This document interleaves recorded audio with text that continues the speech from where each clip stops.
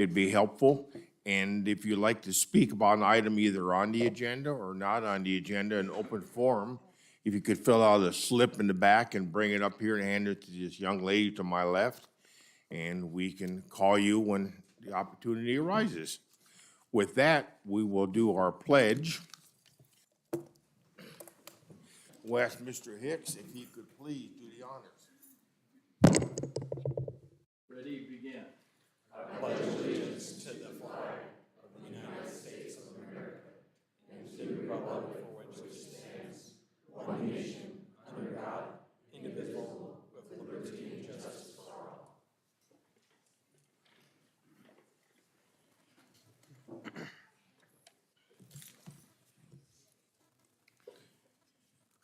Ben, should we do a roll call then?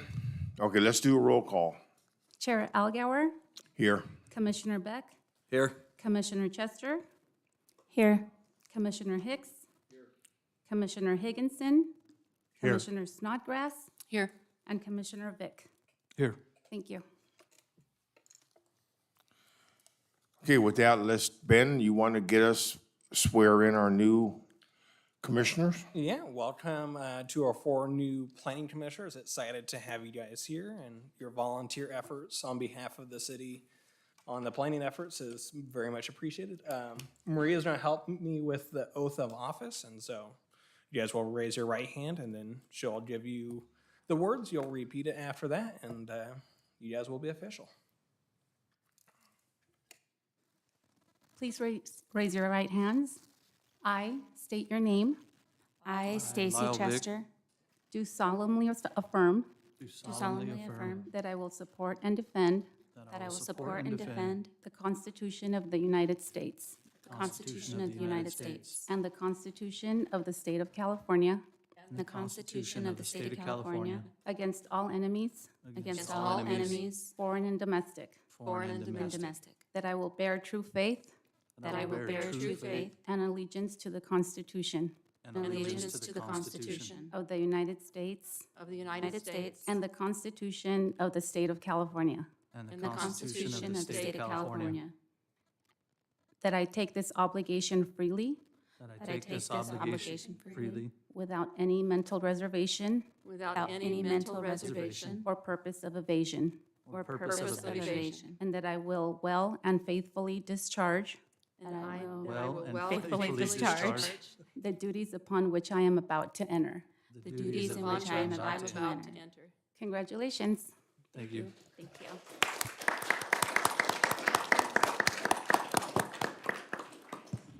Okay, Ben, you want to take it from here and get the elections done for us? Yeah, so I think with kind of the change and kind of every year we do reappoint a planning commission chair and a vice chair. And I think for the format that's worked best in the past is we just try and take one at a time. So for the position of chair, I'll take nominations, and then once we receive those, then we'll take a formal vote.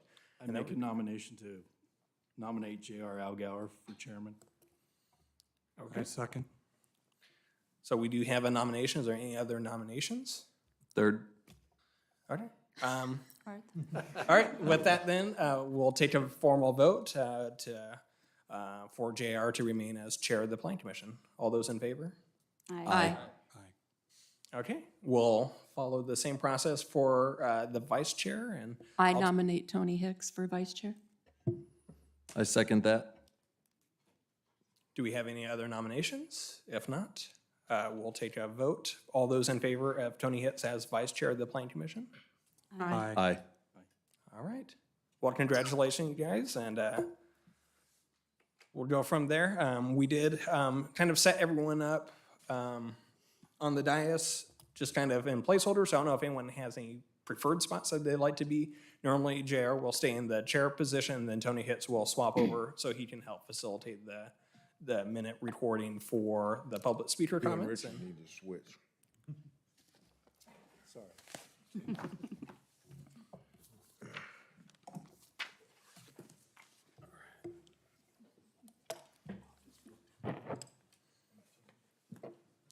And then just as kind of good housekeeping, since we do have new members, Certainly, as we have discussions, if you would like to speak, make sure you're speaking into the microphone and it's clear for the benefit of the public and then as well as the recording of these minutes. Additionally, as part of public comment that's received, do want to note as well that it is for members of the public to provide testimony to the planning commission. It's not necessarily a dialogue, and then we do have items not on the agenda. And so if there are public comments for that section, we are not responding necessarily to that because that item itself that they may be discussing has not been scheduled. And so I do want to note that, and we'll proceed to the next part of the meeting. Okay, with that, do we have any public comments? So we do have 5 public comments for items that are not on the agenda. And so we'll call them up. First up will be Ramona Etheridge. As you come up front, could you please give us your name and address for our records, please? And you have 3 minutes. Hi, I'm Ramona Etheridge. I live on Ivy Court in Yucaipa. I just have a comment. I watch you guys on YouTube. And there's a lot of times that you guys pass things that you're not giving a title to. Could you, instead of saying this is agenda, number, can you say what it's about? Because we need to know what things you are passing. Because you are busy passing these regulations, and it might be against the Constitution. And we need to know. So you need to bring everything to the forefront to give everybody a clue, because there's a lot of people who watch you guys on YouTube. And also, if you can open it up to comments, it would be nice too. So on the bottom, people can comment so that people can also discuss what you guys are talking about. We want our government to be free and open, to have freedom of speech, freedom to listen, freedom to think on our own, and we don't want things forced upon us. No one likes to be bossed around or bullied by any council, any planning commission, any mayor, anyone. We want a free country with free speech. Our schools have been pulling people away from that.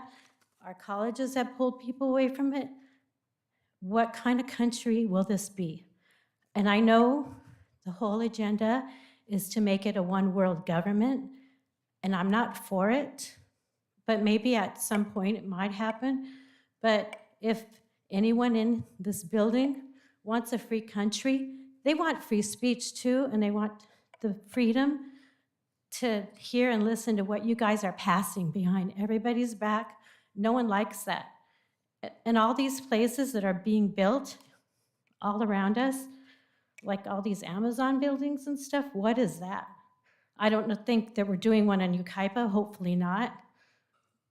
But what kind of a place are we gonna be? What kind of world will this be?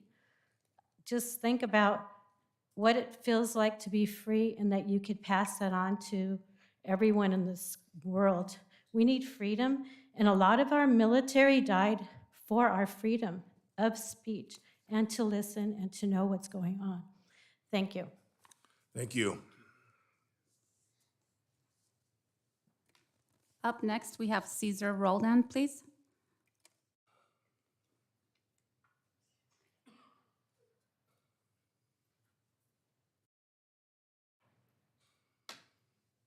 Good evening, Planning Commission. I just wanted to take this moment to. Just state your name and address for our records, please. Cesar Roldan off of Pendleton Road. I wanted just to thank you guys for taking this time to be part of this. I know how hard it is to make some of these decisions. I see Yucaipa in a bit of a transitional period. I know that change is hard for a lot of people. It is for me.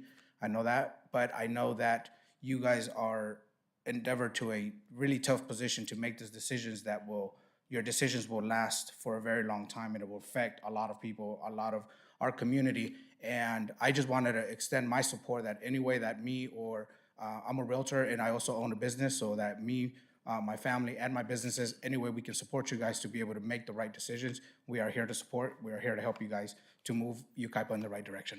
Thank you guys for your time. Thank you. Next is Hanson Wing.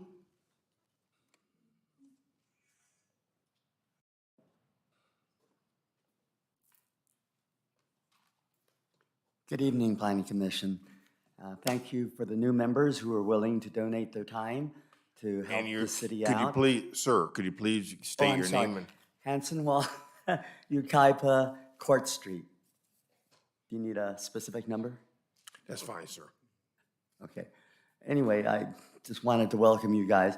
I have a couple comments. One, I was told by one of the city council members that basically we should have given our residents' opinions about what was going on, and we didn't do that for quite a period of time. So I feel like I have some opinions on a couple of different things. One is, in order to hear out the opinions of our citizens, they're allotted 3 minutes, which I think is great. I don't think that the 3 minutes should be shortened. I think if a particular item is important enough that many people show up, that we might have to have more than one meeting, because I wouldn't want to keep you guys beyond your bedtime, as well as our staff needs to be able to go home on time. But I think the public needs to be heard. During the meetings, sometimes something is presented, and then there is a rebuttal after the comments.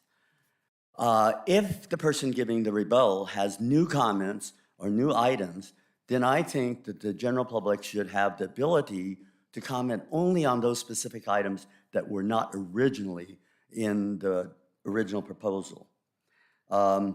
This next one is basically self-evident, but I just thought I'd bring it up. If anybody has any monetary or publicity gain from any item that is before this commission, I think they should recluse themselves. The last item I have is on public comments. I think, like he was saying, there is no time for you to discuss. It's not a back and forth discussion, but I think it would be important for the citizens of this and the residents of this town to hear that you actually listen to it, and that if there is a reply coming, that I would like to see it either at the next meeting or some type of written thing from the Planning Commission. I want to thank you for your time. Thank you. Thank you, sir. Next, we have Kathy Sellers.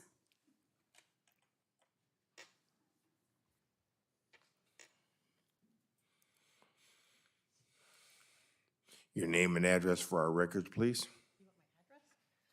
Kathy Sellers, 10185 Palermo Court, Yucaipa. I recently received some interesting information pertaining to the key players that now govern our city. Last summer, Chris Mann, our newly installed general manager, held a fundraising event at $500 a ticket. Craig Heaps and his son, Travis Heaps, a former Yucaipa Planning Department employee, contributed and attended that night. Chris Mann, and by all accounts, Craig Heaps, later participated in fundraising activities for Matt Garner. It would not be a stretch of the imagination to put Bobby Duncan at these events. We all witnessed the charade at City Council on January 9th, whereby Chris Mann magically appeared to take over as city manager. A citizen has stepped up to report a conversation between Bobby Duncan and Justin Beaver at a local bank in August, where they were discussing the replacement of Ray Casey with Chris Mann once Matt Garner was elected. This was all prearranged. Craig Heaps made public comment at that same council meeting that the fees for development are making it difficult for his clients, and beseeched the council to lower those fees going forward. He has put forward a rezoning request for tonight's project that would double the present zoning, thereby doubling the value of said property. Reading from the premium land development mission statement, quote, "Our specialty is taking vacant or underdeveloped parcels of land and significantly increasing the value of the property by preparing and having plans approved through the applicable city or county for a larger project," close quote. They boast 100% approval rate. In his capacity as a realtor, Bobby Duncan sold property in the past on Yucaipa Boulevard to a group of investors of which Mr. Heaps is the managing partner. Why and how is Bobby Duncan even voting on these projects? I can't weigh in on whether this is a legal issue or just unethical, but I do know that smarter minds than mine are looking into things here in Yucaipa. The state has mandated that cities establish zoning for low-income property. Yucaipa already has many acres of RM24 zoning to accomplish that, but those projects haven't even been built yet. Why not use up those properties before allowing this current project? Perhaps it's because Mr. Duncan's friend, Mr. Heaps, isn't the middleman for those property owners.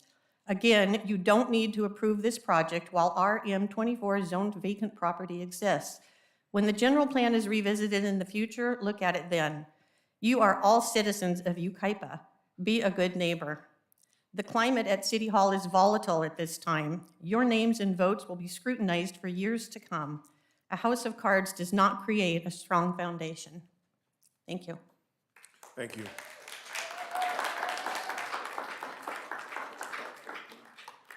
Next, we have Bill Tilbert.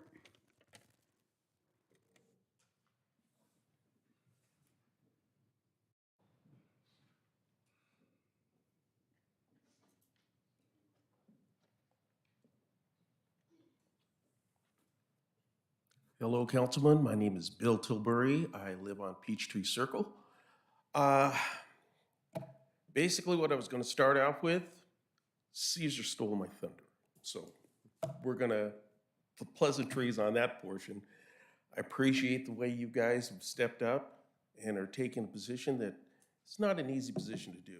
It takes some flack over what you're going to be doing. I, for one, support what is happening so far in the city. And I know it's a long, hard fight. I also know that I would say through some misinformation, some misunderstanding more than anything else, is that people don't realize that most of us are on the same page. Most of us want the same thing. We want all of us want open areas. We'd love to have the mountains the way they are. But we all, you know, a lot of us realize that things change and progress goes on. So we have to make the compromises that we have to make. So I'm going to keep it brief. I want to say that I'm happy with the council here, or the planning commission, and I'm behind the city councilman, and I would like to thank everybody, including the staffers here, very much for all the work they've done. Thank you. All right, and that concludes public comment for items that are not on the agenda. Okay.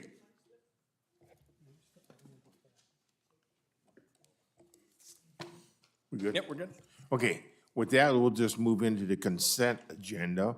We do have 2 minutes that never got approved, and we don't really have a quorum for those minutes.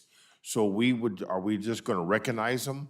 Yeah, so the consent item does identify 2 different plan commission minutes, and it would just be a receive and file, given that the majority of the members on the plan commission are no longer on the plan commission, so you wouldn't necessarily have 4 affirmative votes on the minutes, and so this is just more of a reconciliation of that agenda items.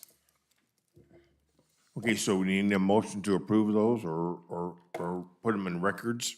No, just receive and file that those are the minutes. Okay. Per city council kind of procedures, the receive and file itself does not require a specific vote. And so from there, we can move into the next scene. I did want to, since it was brought up, I know we have 4 new plan commissioners, but you guys are also first time looking at us on the dais. And so I do want to do some quick introductions just so that as you guys are speaking, you kind of know who we are as well. So my name is Ben Matlock. I am in charge of planning and code enforcement on behalf of the city. And I'll kind of go through just so that as you ask questions, you kind of know who you're directing them to. Good afternoon. My name is Maria Koolhoven, and I am the administrative assistant to the planning division. Good evening, I'm Lauren Sanchez. I'm your Assistant City Attorney. Good evening, Planning Commissioners. I'm Christian Farmer. I'm the Assistant Planner with the City of Yucaipa. Good evening, I'm Katrina Kunkel. I'm an Associate Engineer here for the city. Any engineering questions you may have. And then we do have Madeline Jordan in the audience, who's our Associate Planner, and then Fermine Preciado, the Director of Development Services. And so you guys will see our faces at every meeting. All right, I'll give it back to you, JR. Okay, thank you. And welcome, everyone. So we'll move on to our first item on the agenda, and that would be case number 22-107. It's a CUP and an architectural review. Chairman Algar. Yeah, I would like to say for my first item and my first meeting being here, I need to recuse myself since I am the architect for this project. Okay. Just right out that door right there. Help yourself to a beer.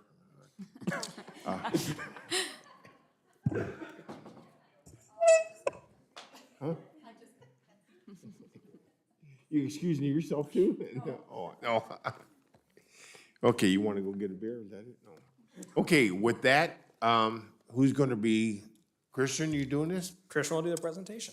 Thank you, Honorable Chairman Algauer. Today I bring before you case number 22-107, a conditional use permit and architectural review for the establishment of a phased restaurant project, with the first phase including the reconstruction of a 1,440 square foot metal building to house a tap room and supporting space, as well as a second phase, which will include the remodel of an existing residence to allow for the operation of a new restaurant and kitchen at 12149 California Street within the Uptown Business District in Yucaipa. The site is located on a 0.22 acre site at California Street and Avenue A. It is a relatively flat lot that is currently improved with a residence and metal structure that was previously used as a welding shop.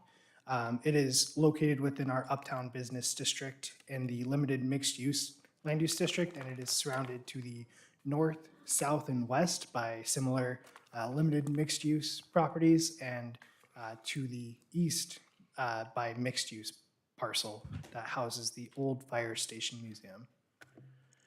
The conditional use permit for phase one includes the demolition of the existing structure, a construction of a 1,440 square foot building, with half of the building to be used for the tasting room and serving area, and the remainder to be used for back of house operations and for restrooms, with outdoor beer garden and game area that's proposed to the north of that.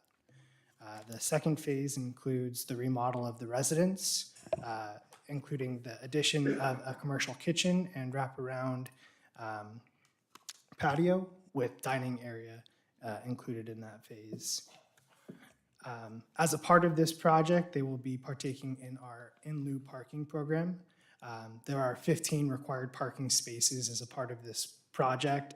Obviously, the area at this site is rather limited, and there's a net 11 additional spaces that are required through this project, with 4 of those spaces being proposed as a part of the construction. This yields a deficit of 8 spaces, with 2 to be required with phase 1 and the remaining 6 to be required in phase 2. To encourage the kind of historic pedestrian-friendly development within our Uptown Business District, the city created the in lieu parking program that seeks to minimize the effect of smaller lots throughout the area and to consolidate parking in central communal structures. And it allows the city to build and maintain parking, including the lot directly to the north of this site, as you can see in the aerial photo. And the provisions for this are cited in the Uptown specific plan.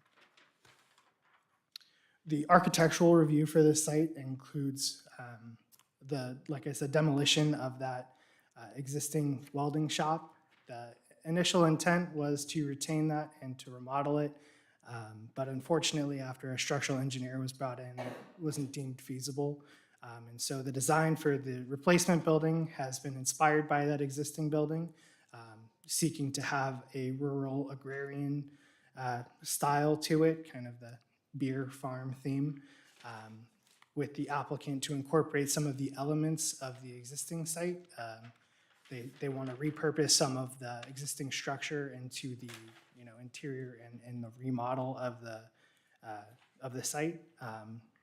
It's proposed to have black corrugated metal siding with a gabled roof and roof-mounted signage, with an outdoor garden area for beer garden and games, and a perimeter fence to the northwest portion of the parcel with that cross-post wooden fencing and entry gate that's pictured in the rendering. The second phase, as the budget allows, would be for a remodel and addition to convert the existing residence into a commercial restaurant, including that wraparound porch with decorative railings and pillars.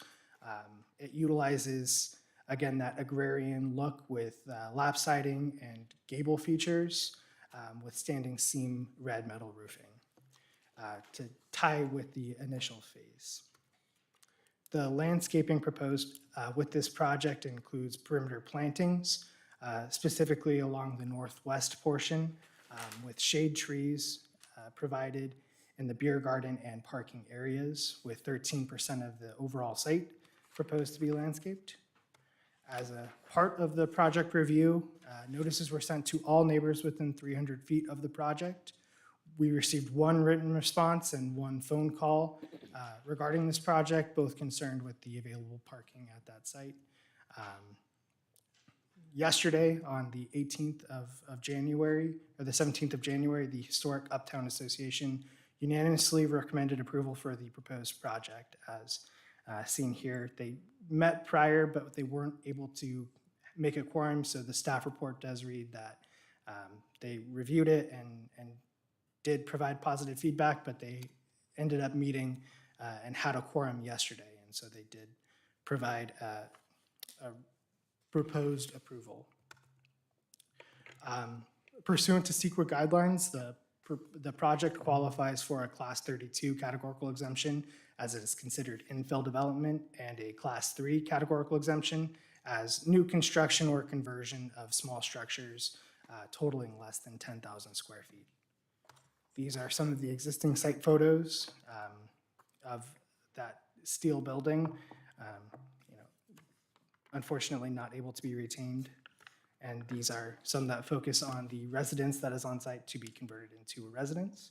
And so it is staff's recommendation that the Planning Commission conduct a public hearing and approve measures A through D.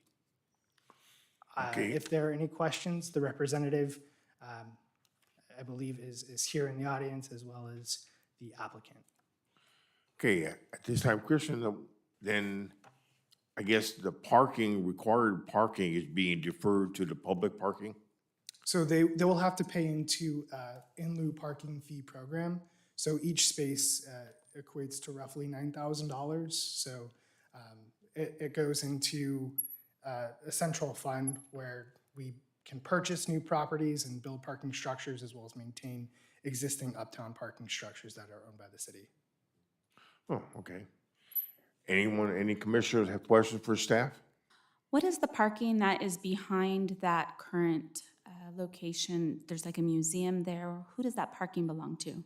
So the city of Yucaipa does own that site and does own that parking, but it is for the museum. And so the only parking that is a part of the in lieu parking fee program is directly to the north of that site. I can go back. And then there is additional public parking behind the alleyway along Yucaipa Boulevard behind the existing stretchers are there. There's additional public parking spaces there too. Is that $9,000 the one time, or is it a year per year, or? So that'll be due per phase. It is a one-time fee. So with the first phase, there are 2 parking spaces that are required. With the second phase, there are additional 6 parking spaces that are going to be required. Okay, at this time, would the applicant like to make a presentation? Or the representative?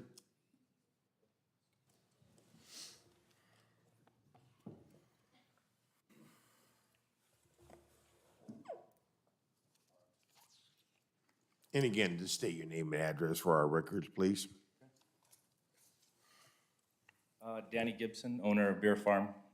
Address is 3568 Vivian Way here in Yucaipa. Brian Higginson for Higginson Architects, 31975 Avenue D, Yucaipa. Just wanted to take a second on behalf of my family and my partner's family to thank you guys for your consideration for the project. Available for any questions if you have. We're very excited to be a part of this, incorporate this property into, the Uptown Historic District and bring it up to a level that all the residents can use and enjoy. Okay, with that, any commissioners have any questions for the applicant? Seeing none. Okay, thank you very much. All right, thank you. Okay, with that, I guess we open it up to public comments, Ben? No public comments on this item. Okay, we'll close the public hearing and we'll move to the commissioners. Let's start to my far right. Young lady, you have any comments? I just want to say, after reviewing this specific project, that I think a brewery like this that's locally owned is an engine for economic development. Revitalizing a dilapidated structure and bringing in a new business is really great for this community. These are the types of businesses that we really want here in Yucaipa. I also think it is an expansion for employment. It will create jobs for local Yucaipians to include plumbing, electricians, servers, bartenders, management. So I think this is a great project for the city of Yucaipa. Thank you, Richard. I would like to say thank you for investing into our city. This is going to be a nice project. Great. Let's go down to my far left. I don't have much to add other than I think it's great what's happening in Uptown Yucaipa and to see a local family, people I know actually building something beautiful in this town is awesome. So happy to see it go. Thank you. Sorry. Thank you. I only see one possible downside to this project, and that is the parking, the same concern that Mr. Buckner had. Has the city got available space as the Uptown grows and we have visitors and tourism coming in for the parking that may be required? So right now, there is a surplus of parking in the Uptown. Certainly with certain events, it does get busy, but the city is continuing to look forward on future opportunities for community parking facilities, including a potential parking structure that can be funded. And then that way, as businesses grow and then that demand increases, then we're able to respond to that. But certainly the Uptown is structured to encourage the business growth and development of the area to create that vibrancy and then to respond to that and make sure that we can provide investments that support that as well. Okay, so my opinion, the upside to all of this is the benefit to Yucaipa. I think it's a giant step forward to revitalize the Uptown District, which had a very good start and then kind of stalled off a little bit. So I'm appreciative of the owners and of this project. Thank you for seeing the value. And I just like that corner, and I think it's going to be beautiful. It brings a fresh restaurant to town that will attract business and tourism there on California. It complements the existing winery and tasting room across the street and the coffee shop down the street and just walking, up and down California Street. And I think it'll complement the YPAC. It gives another venue close by for dinner and a show when there's an event happening at the YPAC, and I think it's a very good attraction. So I just think the whole thing's a good idea. Thank you. Mr. Hicks. I love the old building, but I understand why it has to be done. And Joe Cowan would never believe it. So That's for sure. But thank you for, my thing is with any business in town, it's a tough row, and I appreciate the effort, and the best we can do is get out of your way, in my opinion, so thank you. And I agree with that. I mean, hate to see the buildings go. I've been there many times, we get many items welded, but as we move on, I think it's a good choice for the Uptown. And I think it's gonna fit in really well. So with that, Commissioner, go ahead. Just ask a question. Are you going to reuse any of the corrugated siding from the old building?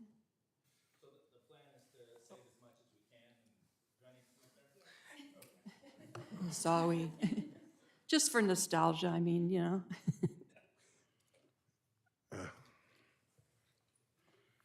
Okay.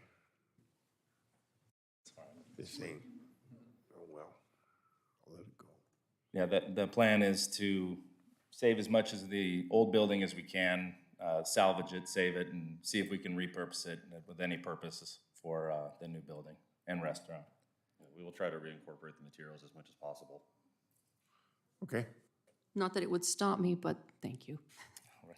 Thank you. thank you, gentlemen. Okay, with that, do I hear any motions? I'll make a motion to accept the project as presented. I'll second that. Okay, we have a motion in a second. So can we get a roll call on this, please? Chair Algauer, Yes. Commissioner Beck, Yes. Commissioner Chester? Yes. Commissioner Hicks?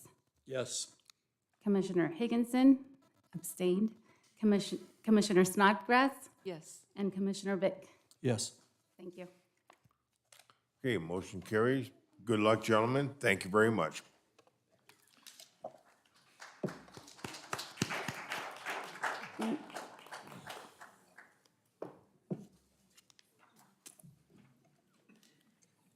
Yeah, if someone can go grab David and he can come back and join us. Thank you.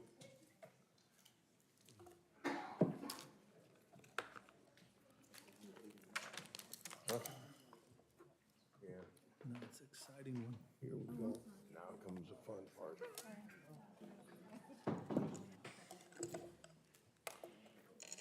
Chair Algauer, I have to Rejected it. I have to recuse myself on this one. As luck would have it, because of a potential conflict of interest. And out of an abundance of caution, I'll be recusing myself from this agenda item. I'm expecting a decision from the FPPC, but it isn't here yet. So I think I need to recuse. Okay.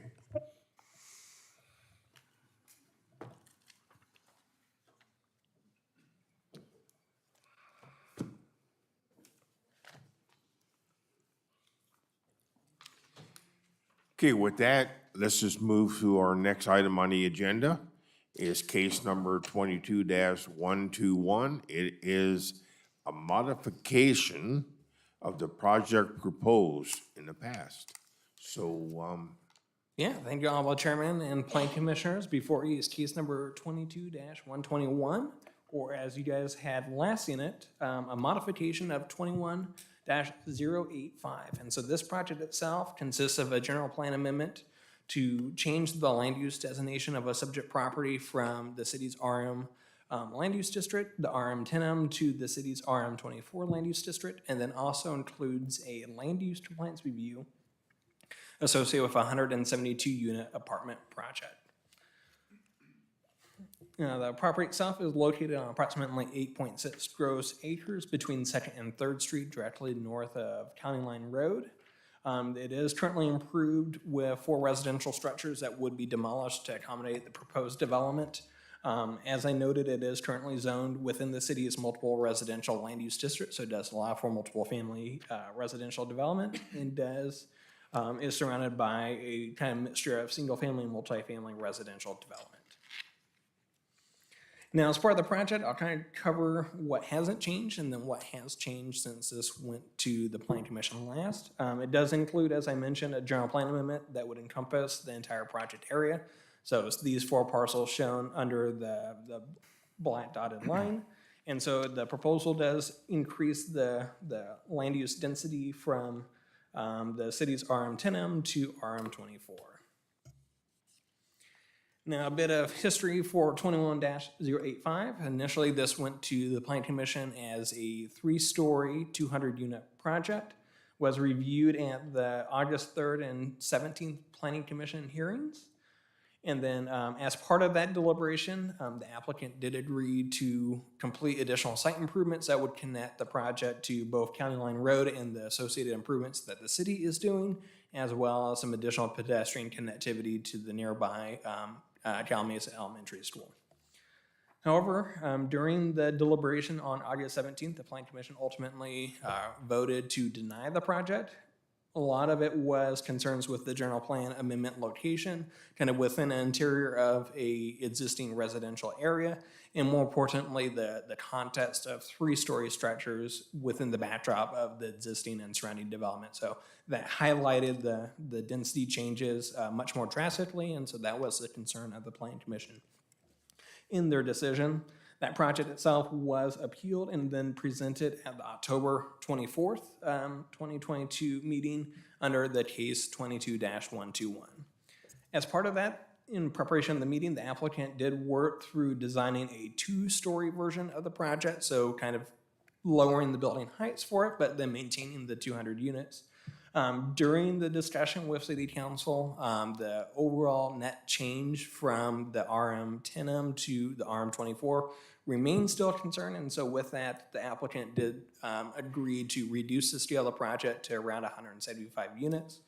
Based on those changes, the City Council voted to remand the item back to the Planning Commission. And so really the City Council was accepting of the overall idea of reducing the scale, a 2-story project fitting in better with the neighborhood. But since you guys are kind of the advisory body on all things planning for the City Council, they wanted to make sure that the updated site plan went before you guys and got a formal recommendation with the changes, since it's now a little bit of a different project than what it initially was when the Planning Commission reviewed it. And so the layout itself, or kind of the concept of development, is relatively similar. It does include kind of the separate apartment structures kind of throughout the site, parking intermingled between different units, landscaping that connects the individual unit spaces and private area. And then kind of a key thing is the amenity for the development also remains the same. This is a 3D rendering that was created that showed kind of the scale and approach that was the 3-story 200-unit project, and then this is a updated rendering that shows the 2-story alternative that's proposed tonight. So you can kind of see the change to building mass, especially in context to some of the surrounding single-story and 2-story structures. You kind of get a little bit of an idea of kind of the modifications that have been made with this proposed project. Now, as I mentioned, the entitlement for the multifamily development outside the general plan is our land use compliance review. The site plan does include 8 different residential structures, all 2-story, that have either 20 to 24 units within it. As part of the development, it does provide a surplus as part of the parking requirements. 280 parking spaces are required and 346 are to be provided.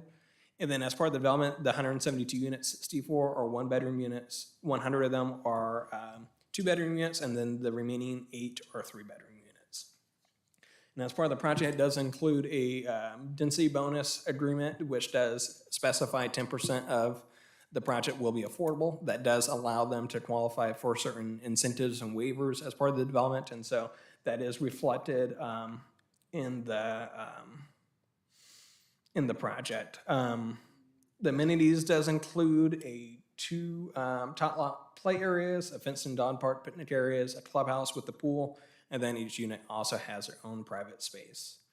And then circulation is provided by a main driveway that circulates through the site from 2nd Street to 3rd Street, parking intermingled, and then a secondary exit along 2nd Street as well. And then this is the elevations for the proposed architectural review that does show the revised 2-story structures. So the overall building height is at least 10 feet less than what it was originally proposed. So it has dropped down from about 41 feet to about 31 feet with this proposal. The RM10M district maximum building height is 35 feet for comparison. So this height is within what the existing zoning designation would allow in terms of structure size. And then also the clubhouse for the commission's reference. Now, as I mentioned, it does include a density bonus agreement. Part of it does provide the opportunity for the parking spaces to not require garages and kind of enclosed spaces. The second part is, as in order to accommodate the overall unit count and the two-story structure, since they're a little bit wider and larger in footprint, there is a concession for the landscape requirements as well. Normally it's 40%, and in this case it's 37 and change. And then as part of it, a formal density bonus agreement would be approved by the city council prior to the issuance of building permits. That does specify that the density is at those 10 units, so the applicant or the developer will be required to maintain those units. It doesn't necessarily mean that they have to provide additional units that are affordable, but it does lock in that these units would remain as a qualifying component. And then just for the reference of the Planning Commission, this is the RENA numbers that the city does have. And so that 10% or about 18 units would essentially fall within meeting this category of it, and then the rest would fall within the moderate income. As part of the project review, initial study and mitigated negative declaration was prepared for a 200-unit project. As part of that review and included, it does identify that those impacts would be less than significant, and then traffic was also addressed. And with the level of service with the roundabouts, it would accommodate that 200-unit project, and then it's also exempt from VMT as it's a low VMT area. However, this project is a little bit less in scale with 172 units rather than 200, and so that initial study does cover the scale of this particular revised proposal. And then this is the city's development impact fees that will be assessed on the project when they are submitting building plans, and some site photos of the project, kind of showing the existing conditions. I do want to note as well, I did receive some questions on the project from one of our commissioners in terms of the property maintenance and who would be responsible. And so I did confirm, and the applicant will have an opportunity to speak, but they will have a property management company be hired to facilitate the site and maintain it. And then as part of the city's standard conditions of approval, there is also maintenance requirements listed in those conditions as well. And so if the Planning Commission does ultimately decide to support this revised proposal from following the City Council direction, a motion is provided to recommend this project to the City Council. I'm happy to answer any questions that you guys may have, and the applicant and their representative are both in the audience. Okay, any of the commissioners have any questions for staff at this time? Okay, with that, would the applicant like to make a presentation? Or their representative?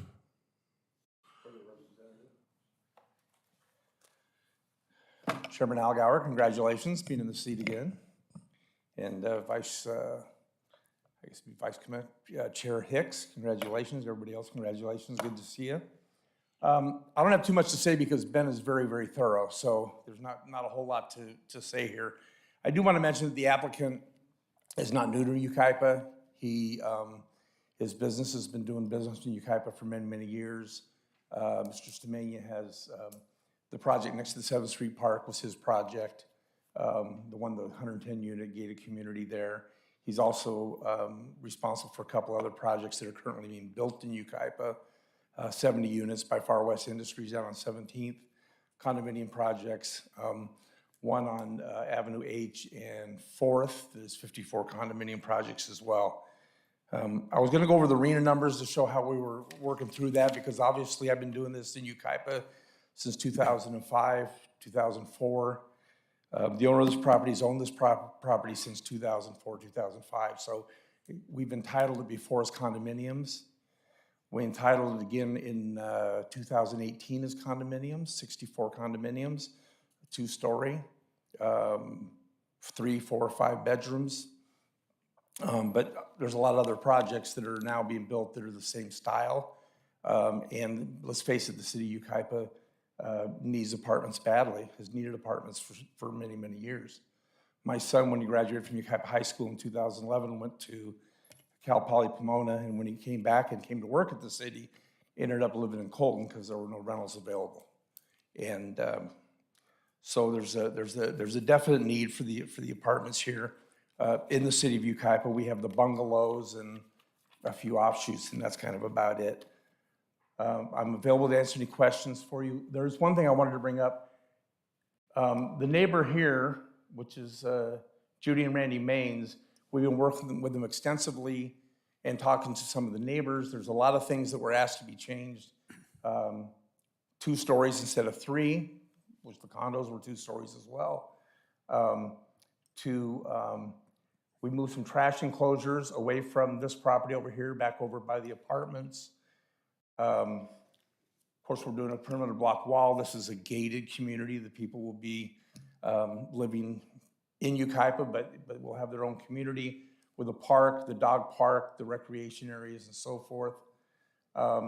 Another thing that they mentioned recently they didn't see in the landscape drawings, I want to go on record as there will be a 5-foot landscape strip along this wall here that will allow for some more trees and some more shielding for them for their property on that side. So we have taken that into consideration as well. They even asked if you don't see all the difference between the 3-story and the 2 building. There's a little difference in color. They asked for a little different shading and color and so forth, and we took care of that as well. So if you have any questions, I'm available, and I'm sure I'll be back after public comment. Well, thank you for your return, and you did, you did like we asked at the last meeting. You brought it down. And then, of course, this is not gated, am I correct? No, it is gated. It is gated? Yes. Okay, on both ends? Yep, it's gated. Okay. It's gated here, it's gated at the south end, and there's also an exit gate over on this corner. Oh, okay. Okay. Commissioners who ask questions, go ahead. I actually have a question. With the school being right there, there's obviously a concern with traffic. Is there a possibility at that 2nd Street entrance to alleviate some of that traffic to make it to where it's a right turn only to kind of help alleviate the traffic that goes on at the school right there? So let me, I'm glad you asked that, thank you. A couple of things I failed to mention is there are some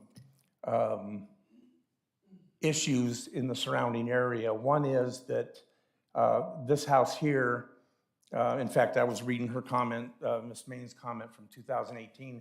One of their things they really wanted was to make sure that the driveway, the sidewalk, curb, and gutter went in front of this house and then all the way to where it connects to the current. Terra Glen is over here, and this is all just dirt right now. This is going to be, as part of the project, we've agreed to sidewalk, curb, gutter, and so forth. So children that go out of here and go to school to go down to the crosswalk have an avenue to get there, not walking out in the street, walking in the dirt. There's also some areas over this way that we've agreed to help to connect over to County Line Road. And then down on the I guess it would be the west end of the property, down here, thank you. This is the old condo project, but down here, there is a big problem down here where back when there was no WQMP or any those kind of things, the water was just draining from these apartments and from Terra Glen out into the street. And all down here, they have really bad ponding issues. So we are connecting the sidewalk and the curb and the gutter all along there too, and meeting up with the new roundabouts that are going in, at least for that, to take care of that drainage over there as well. That would be an engineering question. I don't have any problem with making, especially maybe the gate that's going to be up over in here on the new plan. I wouldn't have any problem making that, especially a right turn, right out. I would think that most people that are going to live there that have children are going to want to walk their kids a few hundred feet to go to school and not drive out into that traffic, number one. And it probably gets worse because that school has a capacity of 850 students and currently has about 430 or 440. So there is the capacity to have more students there at the facility. So yeah, I would be more than happy with making that exit a right in, right out. And the other thing is, I'm sure a lot of the morning traffic is going to go down this way and go out and go to the freeway or go over to Yucaipa or whichever way they're going to go. I don't think they're going to intentionally drive through the school area and mess with the traffic. So, and we did do a full traffic study. We did do it. We did it for 200 units, and I know that there's a lot of concern about the traffic situation in the area. That's, the residents, and I take them at their word for that. But we did do a traffic study, and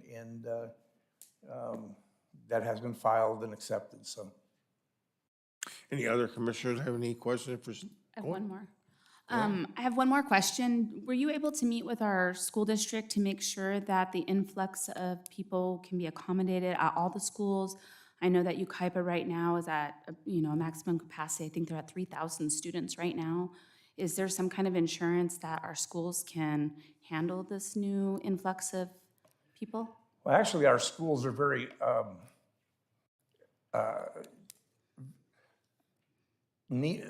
students are very, very low as far as students goes because our community's become very aged over the years. There's not as many young families. Well, I mean, no disrespect, but I mean, so it's true. So currently, that school has a capacity for 850 students. It has like 430. There are other students at Dunlap Elementary, very, very low as far as the number of students go, as far as the amount they can have. And yes, I met with Callie Binks and I met with Dr. Eric Bremen, both who are both very supportive of the project and having the students at the school. Okay, anyone else? Okay, thank you very much, Mr. Heaps. Ben, do we have comments? We have 8 public comment slips received, and so Maria will start. To help with the process, Maria will read off the first 3, and so if the other 2 can kind of be ready to go, that will help kind of facilitate the smooth transition, and we'll go from there. And as you come forth, please give us your name and address for our records. Well, Arthur Walcher, Thomas Murphy, and Judy Main, please come up.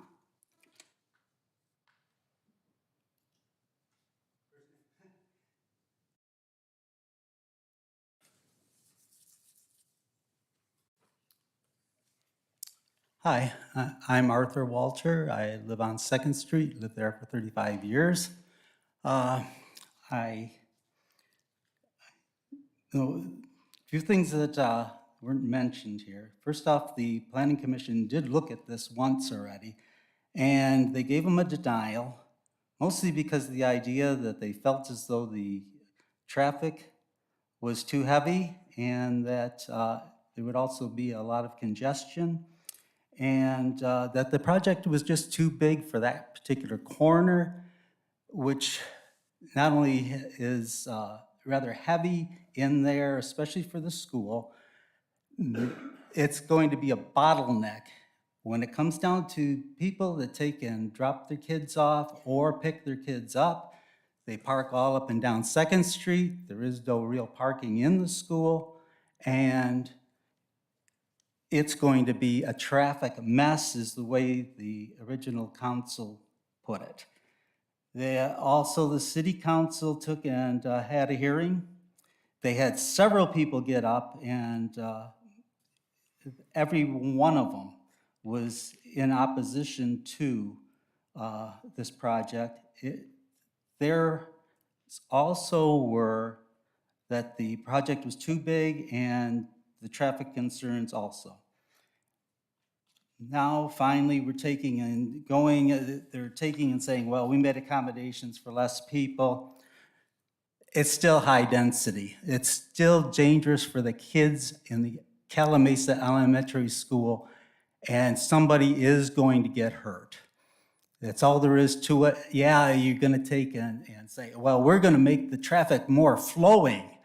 Yeah, as they're trying to get in and out of parking spaces and trying to get in and up and down that road, it's going to be a mess. And you guys are gonna be responsible, and really, they should be able to sue the crud out of you guys and the city if you go ahead with a project like this. There's no reason why it should be put in a place like that. There's plenty of other places to build properties, and I would say dead on, nothing over the general plan should be put there. Thank you, sir. Okay, next.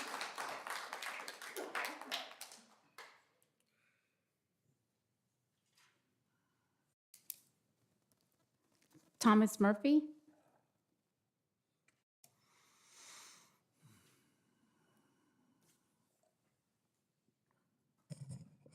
Hello, council. How are you? Tom Murphy, County Line Road, corner of Third, right next to the house that you all own. Well, the city owns anyways, that I've been looking at the same tumbleweeds for 3 years. But anyways, I was doing a little research on the west side of Third Street, where this property is gonna be exiting. We had some nice duplexes that went in there based on the zoning that's been in place for, what, I think you said like 30 years. And they turned out nice. And I really kind of started thinking, you know, the 2 stories, that was kind of nice. Still, it's zoned for 73 units. And that's what our little area can handle at this point. I know we got to meet certain state requirements, based especially on what I just read in the little Yucaipa book that came out. You know, I know it's kind of tough to fight Sacramento, but I think we've been doing a pretty good job of it so far. And I think if we stick to the same plan of the 73 units, it would fit. It'd be a nice addition to that lot. And I think everybody would be quite satisfied with it. Anyway, that's all I got to say. Hopefully you guys have some reason and can see that it's not so much the buildings themselves, but it's affecting us. And unless you live right there, you're not really going to feel the impact of it. I know one of our commissioners says he drives by it going down Bryant. Well, that's another story. We already saw what happened there over the rains. But in all essence, I think all of us that have been there for 20 years plus should have a say-so. We all knew it was RM zoned for 10. To bump it up to high density, it don't fit. And that's all I got to say. Y'all have a good evening. Thank you, sir. Next one. Judy Main. Again, your name and address for our records, please. Judy Main, 13630 Second Street. Our property is north of this project. We border right on it. So the question that we're looking at tonight is changing the general plan from RM10 to RM24, which gives them high density. The existing zoning allows for approximately 71 homes or condominiums. High density zoning will allow for up to the 200 apartments. Ideally, what I'd like to see are average single-story homes like you see on San Rosan, you see on San Carlos, directly across from the property. But I know that's not what's happening now. There is a project that is being developed just west of this. It's called Stonebrook Meadows. It's on less than 2 acres. They're putting in 57 single-family homes, and they're tightly packed together. It kind of looks like a sardine can. I mean, they're so close. The setbacks are less than 4 feet from existing neighbors. The buildings, the houses are less than 10 feet apart. They really don't have yards. And the reason I'm bringing that up is if this is what developers are building, what if that happened to the 8 acres that we're talking about tonight? So looking at what the developer has done with these apartments, right now he's removed the 3rd stories. He's reduced the number from 200 to 172 apartments.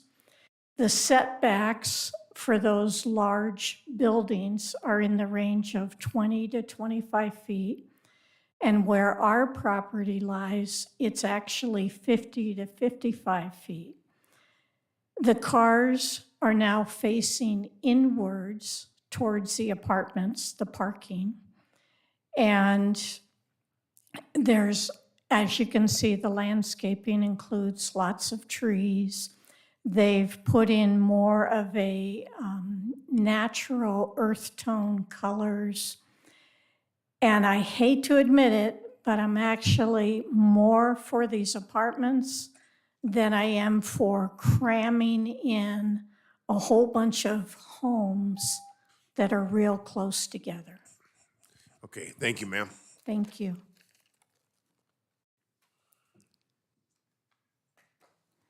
Will the following people please come up? Randy Main, Gabrielle Allen Hind, and Matt Underwood.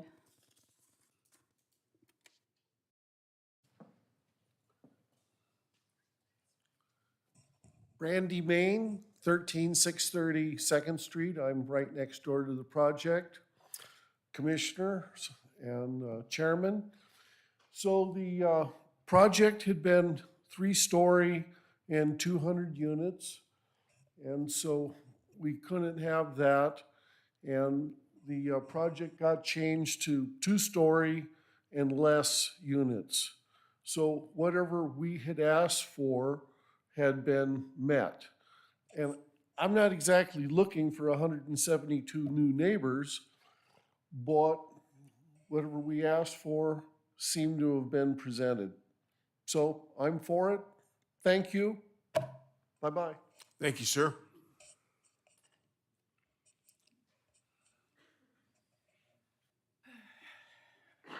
Good evening. My name is Gabrielle Allen. I live on County Line and 2nd Street. I am the first house east of 2nd Street. I've been there almost 15 years. I've seen the city grow, and my neighborhood is pretty torn up right now. They're doing a roundabout right now on 2nd Street. I went to some of the meetings that they're doing in Calamasa regarding the project. We were told that they would do some sort of walkway so parents that live on the Calamasa side instead of the Yucaipa side could walk their children to the elementary school. When I went to the meeting last week, they said that the developer in that roundabout has not approved to do a walkway, so people are driving around. Driving around is a nightmare. I have, before the roundabout was done, I have traffic sometimes from Calamasa Elementary School going all the way 2nd Street, going towards County Line, and then curving around on County Line and parking in front of my house because they're trying to pick up the children. If I leave at the wrong time or I come home at the wrong time, it could take me in my area 20 minutes to get to my house because of the traffic. Besides that, the roads are horrible. In the 15 years I've been living there, the road has not been done once. I have a cracked front axle right now because of all the potholes, all the construction, and nothing is being done to the roads. We're worrying about greed, about 172 units. That's what we're really worrying about. There's so much land in Yucaipa, and I'm just wondering, why can we not stick with the 73 units that it was zoned for? 346 parking lots, parking spaces. It was very cute when you said, oh, some of the moms will walk their kids to school. Yes, but what about all the parents that have to go to work and that are driving? We're gonna have at least 300 more cars on that street. Right now, I have seen parents pulling up in front of the school, and because it's so backed up and no one is going anywhere, the parents have to rush to work. They're just telling the kids, just open up the car and run across the street, and that's what they're doing. I've seen kids grazed. I've seen women with their children almost get run over. I've seen animals killed on that street. I'm not sure what more you guys want. Do you want some dead people in Yucaipa? Some dead children? It's crazy. It's just mind-blowing to me. There's new houses that just went in on 4th Street, so we have more traffic already because of that. I don't know what more you guys want, but This is a nightmare. I've seen kangaroo rats. I've seen snakes on that lot. I walk my dog there. Sometimes there's all kind of wildlife out there. I don't know. Thank you, ma'am. Yucaipa was a caring city. Okay, thank you very much.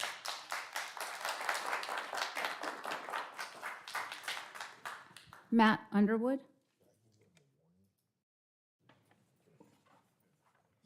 Yeah, hi, thank you, Commissioners. Matt Underwood, 9799 Diamond Street. I'm against the zoning change and passage of this project. I don't live in that district, but I've been a volunteer cross-country coach at the Mesa Grande Academy for about 15 years, so I've put in a lot of miles on those roads around this project.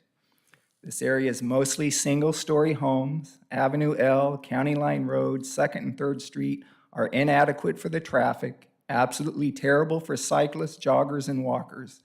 There are no bike lanes or sidewalks. Even high-density Orange County centers have built things outright with 4-lane roads with turn lanes, 8-feet bike lanes, and separated wide sidewalks. Yucaipa doesn't have this. These type of projects needed to be planned and built 40 or 50 years ago, or whenever those older neighborhoods were built. For the most part, all we can do is hold the line and not make things worse. There's some lip service on the city website about healthy and active Yucaipa, but honestly, Yucaipa is about one of the worst cities around for walkers, runners, and cyclists. For interrupted safety, you have to go up to the Crafton Hills, and that terrain and incline isn't for many people and small children. So that's just a mini rant from a cross-country coach who struggles to keep his kids safe, and I stand with those in that neighborhood that oppose the project for the increased traffic it will bring and the inadequate infrastructure that exists. And I'd also like to say it's actually a little bit insulting. It's like raising children, and a child comes and asks you for something, and you say no for good reason, and then they go ask the other parent. It's basically the same thing, 172, 200. To me, it's a little bit arrogant. You're the second parent, and you already know what the first parent said. That was both your commission and the city council. I just don't think we should change the plan, and that area just will not tolerate, like the residents who live there have said. Sure.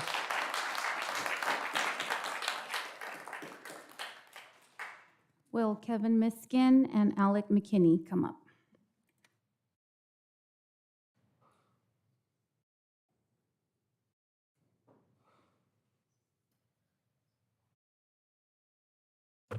Kevin Miskin, 35472 Ivy Avenue in Yucaipa. One of the mottos I live by is when you live by principles, decisions are easy. The principle that we have before us is the general plan. And when you establish a general plan, we believe that it ought to be followed. The starting position for every development should be the general plan. Time and time again, we see developers come in here, they present, in some cases, we've seen 460% more units than are allowed on the property. In this case, it's more than double the number of units that are supposed to be allowed on this property. Zoned for RM10, that means my calculation with 8.6 acres, that means that it's zoned for 86 units. As was pointed out earlier, there's an abundance of RM24 designated zoned lots. There's no reason to increase the number of units on this particular property. It's really quite a simple decision. It's zoned RM10, that's 86 units. Now we recognize that the state of California through the RENA numbers has passed really a law that is unconstitutional, and you all taken an oath to uphold the Constitution. But none of the cities in California are meeting the RENA numbers. And I think we all need to push back on this. And we don't need a wholesale sellout of our general plans. So if we want to give a nod to Sacramento, maybe we increase the number by 10%, 15%, or 20%, but not 100%, 200%, or 460%. So for me, I would suggest that you consider something between 86 and 104 units. That's a nod to Sacramento, but it preserves the general plan, and that's the principle that we live on. Again, you took an oath tonight to uphold the Constitution. I wish we would add to that oath, you also uphold the general plan from domestic and foreign enemies. And we have a lot of domestic enemies, even on our city council right now.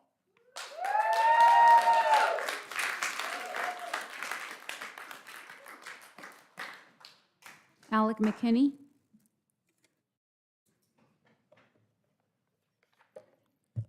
So first thing is, I would like to thank you all for letting me speak. I live on 13518 2nd Street. Then, as you all know, I have a speech impediment called stuttering. So I hope that the timer isn't too big of an issue. But I would like to start off saying that the traffic study was done on July 29th, 2021, and then also during the height of the pandemic as well, to where we would have the least amount of traffic and to when school was not in session. I mean, this whole thing has been 2 steps forward, 1 step back. We've just had false victories. In my ideal situation, this would be just an extension of St. Rosen Street, which it is an extension of already. To me, it makes absolutely no sense having apartments this far in town, especially to where all of the roads are single lanes. In Redlands, when they build apartments, they do it on the industrial side of town to where each side has 2 lanes. There's no way that this isn't going to cause backed up traffic. I mean, the traffic circle may help slightly, but then it also doesn't make sense because it's meant for a continuous flow of traffic when you're going to have children crossing the street.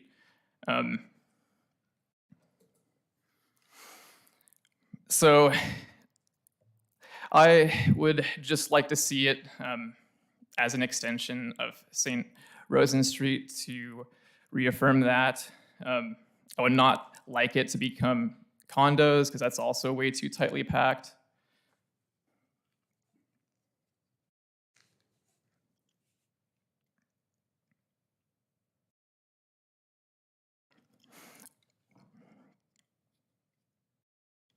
And then too, I've seen owls on the lot like recently because I jog at night. The lot does have a lot of wildlife on it, which I think isn't really mentioned in the environmental study. I work in CEQA. I'm an archaeologist, so I understand how all that works, and I'm constantly working on construction projects. So I am familiar with these types of projects. And I guess that's all I have to say. And thank you all. Thanks. Thank you.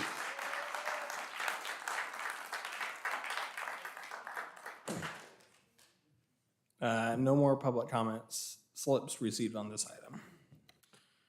Okay, with that, we'll close the public comments and give the applicant, did you wish to address some of the issues that were brought up? Thank you, sir. I would, thank you. Hello again. Couple things. I don't know a school in California that doesn't have that 20 minutes of traffic congestion in the morning and in the afternoon. They talk about council denying this project. Council did not deny this project. Council only had 4 members on it, and they voted to send it back. They asked us to make the revisions that we've made, take it back to Planning Commission to get your opinion on it, to send it forward to them so we can move that forward. Mr. Meskin mentioned there's a lot of RM24. Why can't we just go everywhere where there's the RM24? That's not true. There are 7 mobile home parks in Yucaipa that have been designated as RM24. Try to buy those mobile homes and move everybody out and get rid of the trailers before you actually do a project. There's a lot of RM24 on the freeway corridor specific plan that's coming in. Try to buy that land down there from the people that have owned it for years and years and years and won't. Those of you that are in real estate or in development of any sort know you can't buy that land cheaply. As far as the traffic study, when it was done, exactly when it was during the process of this entitlement. They use historical data. They don't sit outside and see there's no students at the school or that there's 200 cars. They use historical data that's been compiled that they use for that. I think that's, oh, I would like to, can you show the condo plan? As you can see, so this is the condo plan that was approved in 2018. And as Ms. Baines mentioned, it's very similar to what's going on around the corner there on 4th and Avenue G. As you can see here, there's 15 feet between the buildings and the residents. It's a lot more, this is 64, 3, 4, and 5 bedroom condos with 390 parking places. More parking spaces, more bedrooms, and so forth than it is. So we're getting better arena numbers with the 172 than with the 64. And we bring a project to Yucaipa that's badly needed, and in this current economy, one that's going to get built. And I think that's very important to note. So any questions, I'm here to answer. Any questions? I was actually going to ask you about the parking because I wanted to know relative to the condominium project, what's the difference in parking spaces with the new project versus the old one? What was that number? What was the It difference? was 390 before, it's 354 now. Part of that, as our architect could probably tell you, is because we have garages and where we can park cars, and we have two in there that we can, in an apartment project, we have to keep more on site. But what I will tell you is that where you've got the 15 feet in the, can you give me the new one again, Ben? Here you've got 114 feet from this fence to the apartment. And Ms. Main's right, 50 to 55 feet going on the other side. So there's a lot more separation. A lot of the houses on County Line Road are another 150 to 200 feet away from the fence line before that 115 feet. So they're quite away from the two-story structure. So the two-story structures in the apartments aren't so ominous. And there's you've got 354, you've got 60 units that are just one bedroom. So, as he mentioned, we're required to do 280. We've done 354 to make sure the parking stays within the confines of the gated community. There will be a management company on site, a management company doing the leasing, management company handling all the maintenance and everything else. So this is a high-quality project. This isn't Section 8 or HUD or anything like that. This is a high-quality project. How does the management company allocate the 10% for low income? Well, it's 80% of the median income for San Bernardino County, and you have to meet that 80% to get into those, and they'll be taking applications and vetting them, and just like the housing authority would do for San Bernardino County, same type thing, but just for the 17 units. Anyone else have any questions for the applicant? Okay, we want to thank you again, and like I say, at our last meeting, you did hear all the complaints and you did address them all. So we appreciate that. Thank you, sir. Okay, with that, I guess we close the public hearings and move to the commissioners. Start to my far right again. Sir, comments? Thank you, Chairman Allgaier. Obviously, my first meeting, so I was looking at this project quite extensively. As an architect, I look at things differently, obviously. Housing has always been a sensitive issue, and so I read the previous conditions and what it went back to council, and obviously saw that the applicant had made considerable effort in changing the project and meeting a lot of the concerns that were presented last time. So looking at the setbacks, I look at a lot of the things as an architect, and I see a lot of potential that. I wish I could say renderings always show trees that have probably been there for like 50 years. So obviously my concern is the landscaping is a sensitive part of this and obviously creates a buffer from the neighbors and everything else. So looking at it as a gated community, I think the applicant has also looked at circulation. Obviously, the reduced parking from the previous approved project is something that he has attempted to do, or they have attempted to do. So yeah, I appreciate the setbacks. I look at that as far as the buffer. These are communities. I know when I first got married, if we didn't have apartments, I don't think we lived in an apartment for a number of years before my wife and I were able to buy a home. So I think it's a necessary benefit to families and to the community.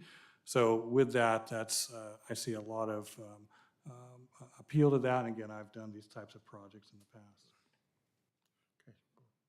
I do have a question. With the general plan, there was mention of it not being changed, but from my understanding, isn't a general plan a living document? Ben? Yeah, so there is mechanisms as part of the city's general plan to make modifications. State law also does allow modifications to the general plan.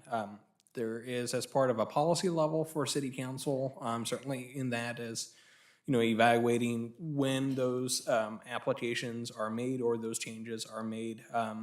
Additionally, we do have, as part of the city's review, kind of a tier of general plan amendments. So we have what's referred to as the minor general plan, which is more kind of a zoning change related stuff, and then a major one, which is where substantial divergences to general plan policy is then proposed.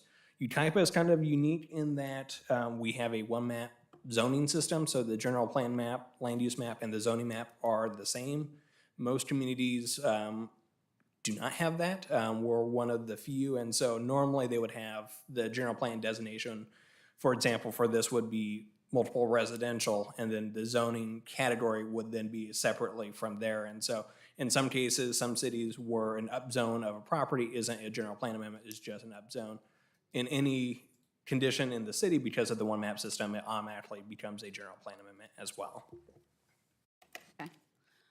Kind of understanding that, like echoing my partner over here, this is my first meeting, so it's really interesting to hear the public and to, I've done a lot of research on this specific project and kind of listening to what everybody's had to say and reading over the density bonus agreement. That was kind of one of my biggest things.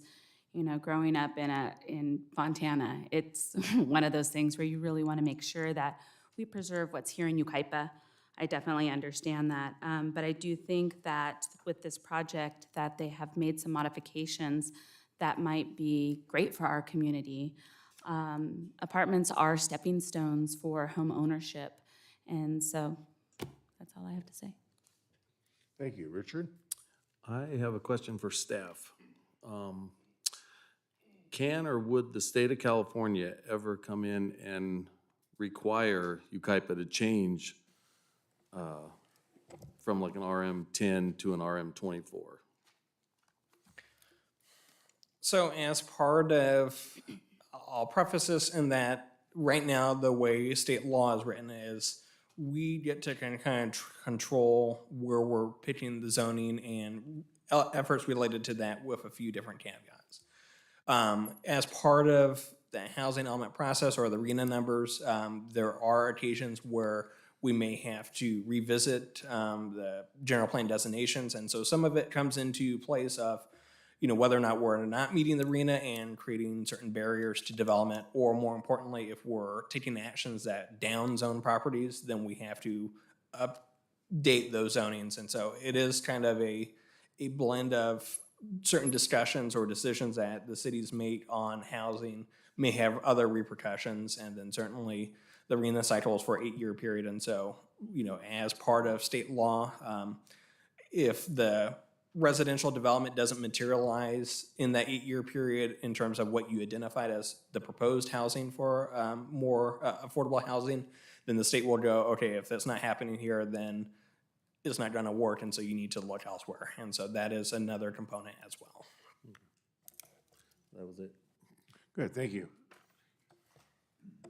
Could you elaborate on that as far as like the monetary ramifications for not meeting RHNA and development numbers for the state of California? So it's a few different elements in terms of not meeting the RENA. I mean, if the development just doesn't happen, then it really comes down to the state going, okay, what is happening at a local agency issue that could be a problem? The monetary fines ends up being more if you're taking actions that kind of limit housing that's consistent. So if, let's say, you do downzone a property, or let's say you have a project meets all your standards and you deny it, then you may be fined by every single unit that is lost. Or if you take actions that invalidate the housing element or result in the revocation of that, then you can be fined for essentially that period where you're not in compliance. So if the production quotas aren't met, there's no ramifications monetarily, just if it's downsized? If let's say projects are coming in, they're just not getting built in that period, but it's all consistent with it, you wouldn't necessarily get fined for that, but it really just comes down to then the state looking at, okay, what is happening that is creating this barrier that would otherwise be supported, so. Okay. Mr. Hicks? Oh, and, one more. The density bonus program, does it delegate what is low income or moderate, or is that open to the state to provide homes to whoever applies? No, so the density bonus really establishes there's different tiers, and it's not the easiest law to follow, but not most of them aren't. But it really delegates in terms of affordability. If you're developing a property at certain income levels, then you qualify for certain components, and so it helps encourage the development of affordable housing by making development easier or kind of addressing maybe some of the financial costs that would prohibit that. Right, but does it say that if those 10 need to be moderate or low, or? For the density bonus, it would say that they would qualify for the low income, and then if you go beyond that, then you can qualify for additional waivers and incentives, but in this case, the applicant is only requesting the 10%, and they're not, as part of the application, requesting any actual increase in density bonus. It's just merely to qualify for the waiver for the landscape and that kind of stuff. So it's more just to help facilitate those procedural stuff to provide the affordability rather than actually increasing the unit yield on the property. Okay, thank you. With the density bonus. Mr. Hicks? Question, Ben, on general plan amendments. Isn't there a cap per year on how many can be considered? There is, as part of a required element of the general plan, the limitation is no more than 4 actions. So essentially, the council, as part of their approval, would only have kind of 4 sections of that. Doesn't necessarily mean that it's 4 individual projects. It's just, they can't just every meeting have another general plan amendment that they're approving. There is a limitation to that effect. And just for everyone's information, last year, for instance, or on any given year, what's the average number of general plan amendments that are completed in the city? You have any idea? It ranges. Some years we haven't had any, some we've had a few. I think last year we ended the year with 4. With 4? Yeah. And what are the typical general plan amendments that you see come in looking for? Are they for multifamily primarily? It kind of ranges. So certainly the one map system is part of a challenge. So we've had one where it's just like we're rezoning it to an institutional use that was approved. And so it wasn't allowed in that district. And so that rezone was a general plan amendment, for example. There is one that's where they have one parcel that's contiguous and isolated by the rest of the property that's zoned something else, and so they're doing that to facilitate that transition. Some are a bit more material, so we do have, as part of last year, we had our housing element, so that was an actual bit more programmatic kind of change to that versus some of the rezones. But So the housing element itself was considered a general plan amendment then? yeah. So that was, how long did that general plan or the housing element take to put together? It was a pretty lengthy process. Part of it is, one, it happened during COVID, and so a lot of the outreach strategy had to kind of accommodate some of those changes. But then 2, the process was more difficult with all the number of state laws that have come about, and just trying to keep up with all of it. It's a combination of us at staff, the consultant, and then even the HCD reviewer of that, all trying to make sure we're on the same page of that. And so I ended up spending many Fridays on one-on-one calls just to go over individual points, just because of the complexity that has arisen with. On Friday, your day off, right? Yep. So I guess my question would be on general plan amendments, because that seems to be the hot topic on this particular one. Why is there a mechanism for general plan amendment changes, and who set the 4 per year number? So certainly to a couple different points, the 4 per year for required elements listed in state statute, and so that's something that they establish. In terms of the mechanism, certainly any applicant can submit kind of any project that they want on their property. General plans certainly are not, they're not Bible, they're not the 10 Commandments. There is some flexibility based on cities as they grow, and so cities, as a virtue of their efforts, will want to update their general plan just to make sure that, the circumstances, the environment that we were in 30 years ago has changed. Okay, where are we keeping track?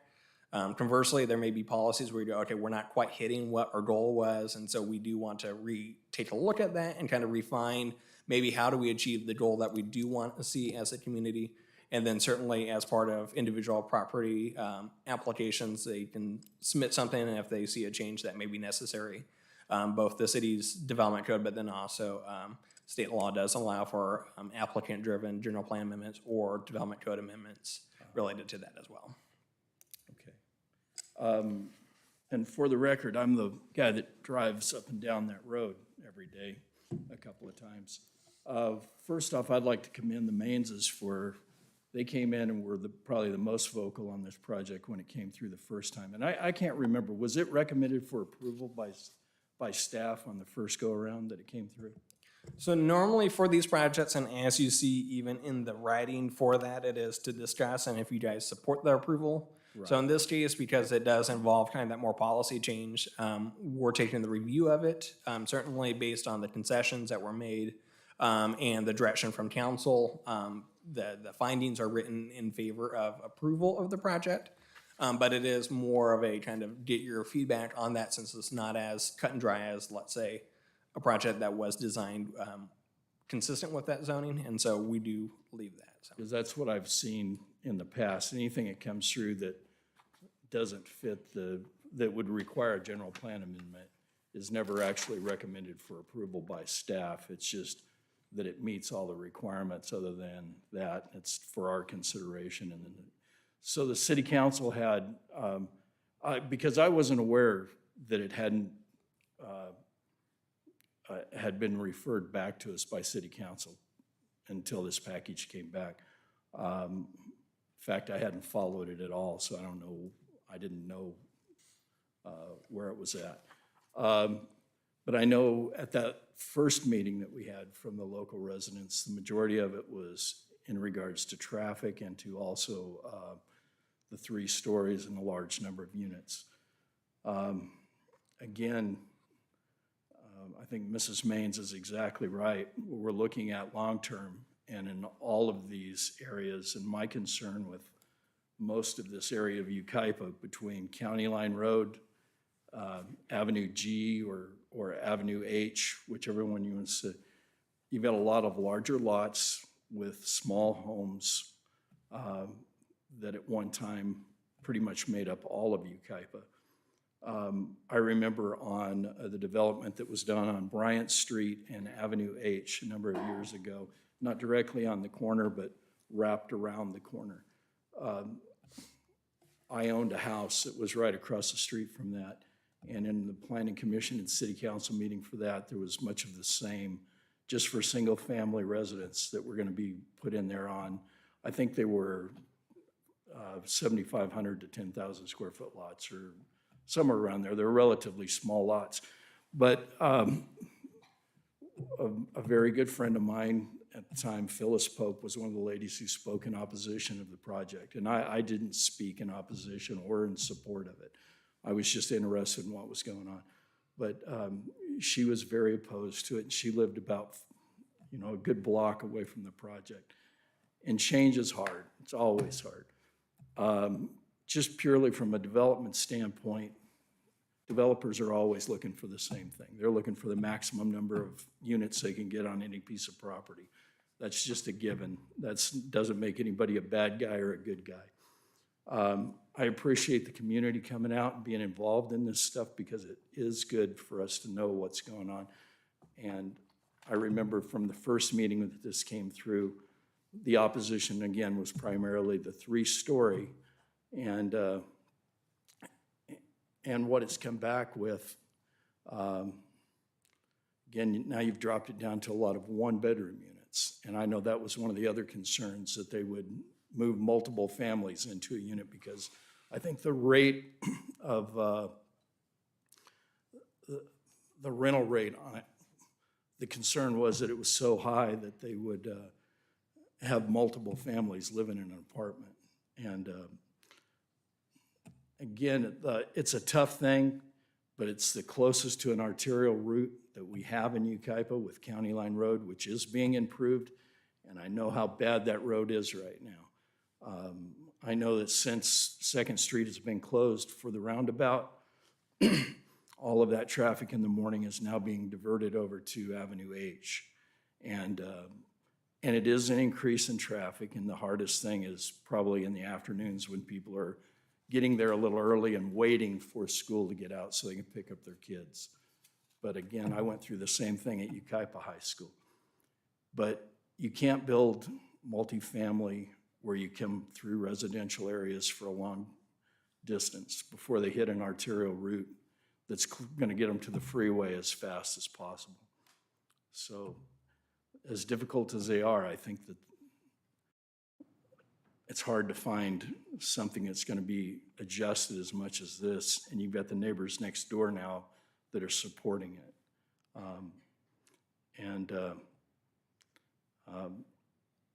I do appreciate you all coming out.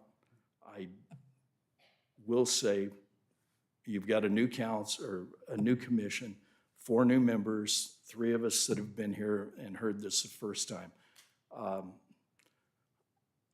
It's always difficult. I think I was pretty lucky. I made it almost a year before there was even a controversial issue in Planning Commission in the last 2 years that I've been on here. And these folks get, indoctrinated by fire to begin with. So I appreciate them and their efforts. And I know there's a lot of concern about the city council. And I can't say that I'm not interested in what's going on there also. But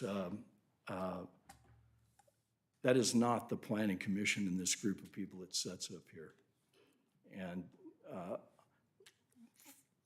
for me personally, I've never had the city councilman who appointed me ever call me, not one time, and ask me how I plan to vote on something or what my position was on it.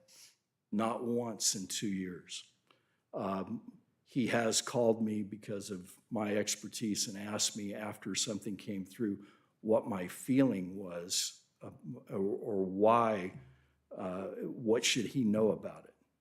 But that's been the only times, and that's probably only happened once, I think.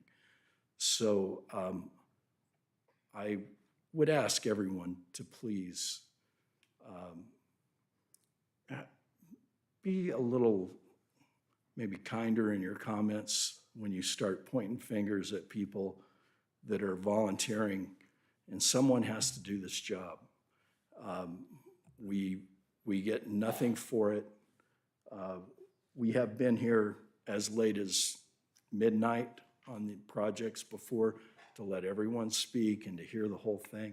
And I think that's a testament to the people that are willing to sit here and listen to everyone and try to have an open forum. We don't set policy or make policy. All we get to do is look at projects and decide which way we're going to go with them. And that is a balance that's not always hard or easy to achieve. So I don't see that we are not upholding our responsibility and the Constitution by voting one way or another on a project, especially based on a general plan amendment that is part of what the state allows us to do if we choose to do that. And so I just ask that you please be a little more understanding of what we're trying to look at based on what staff has prepared and brought to us. And sometimes we go one way, sometimes we go the other. I was on the end of this project the last time it came through. I voted to approve it. I was one of the three. And I think it's a better project now than it was then. But I don't like to be, well, I'll leave it at that. But I appreciate you all coming out. I really do. I think it's great to be involved in this process. And the place for change, if you're interested in changing policy, is at the city council level. And that's where the direction would come to us on some of these issues that have been raised. But thank you all. Thank you, Tony. Like I say, this is a thankless job, but some of the decisions affect people, and they may not like our decisions, but we do what we feel is the best for the city. And we're aware of the fact that there is a rental shortage in this community, so.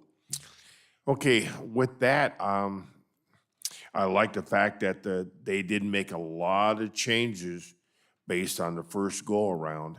They came back with a tremendous amount of changes. And I commend them for making that effort and coming forth with those changes. So with that, I'm looking for some sort of a motion from somebody on the commission, what we want to do with this project.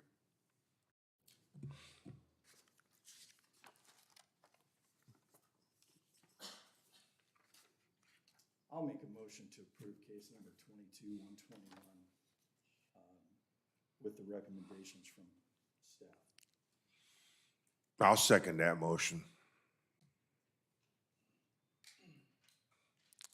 Do we have any other comments from any commissioners? Okay, with that, let's do a roll call. Commissioner Beck, No. Commissioner Chester, Yes. Vice Chairman Hicks, Yes. Commissioner Higginson, Yes. Commissioner Snodgrass abstained, Commissioner Bick, Yes. and Chair Algauer. Yes.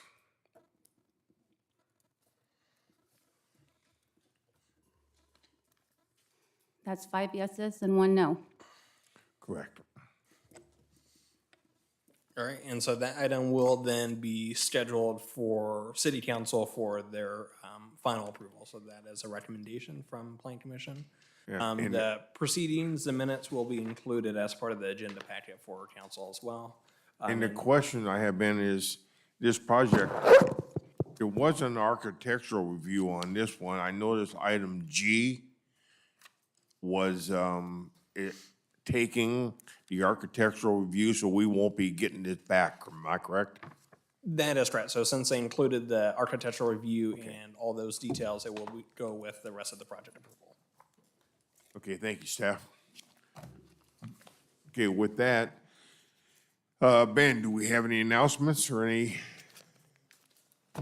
So we do have one more item, which is a study session and presentation. I would request that someone grab Donna to join us back on the dais, and we'll go from there. And the next item is a study session, so it's meant to be. Can we just take 5 minutes? Yeah, that we can recess for 5 minutes. That would be good. Okay, take a quick break here. Thank you. Good job. Not a fun one. Lot of fun. Do we all need a spa day now? Well, Yeah.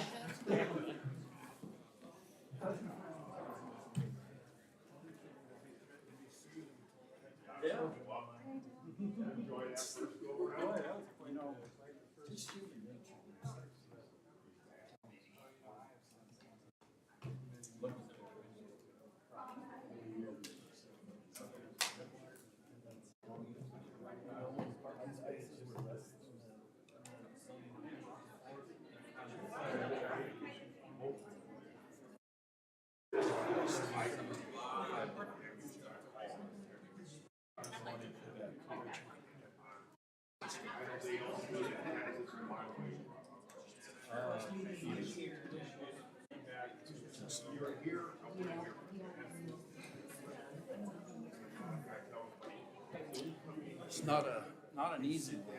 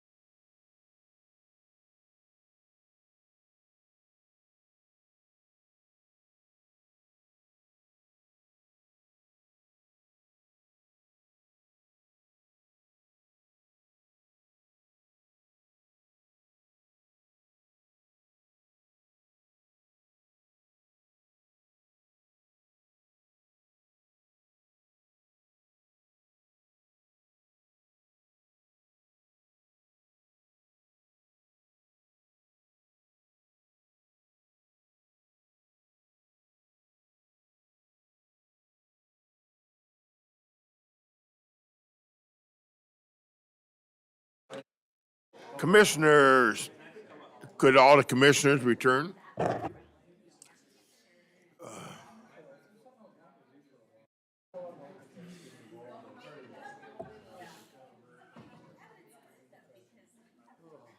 Were we missing two? Yeah.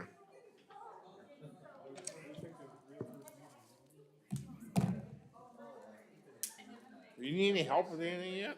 Did you talk to Chris about when we get, what time? Maybe you can talk to my state president, who, Huh? former,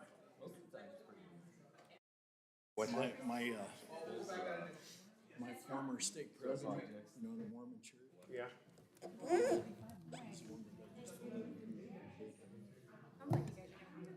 Oh, really? Hey, did you talk? That's one we short. Yeah, he said he was gonna check tonight, to make sure. Okay, yeah, okay. I just want to let him know what time. Tony, he's waiting. Where's our other commissioner? I know. So I was sitting here taking notes, and when I was back there. Can we get some extensions for the chairs? Something happened. What's that? Oh, Extensions for the chairs. Ray sends me a text message, he says, They go up? it looks like you're not paying attention.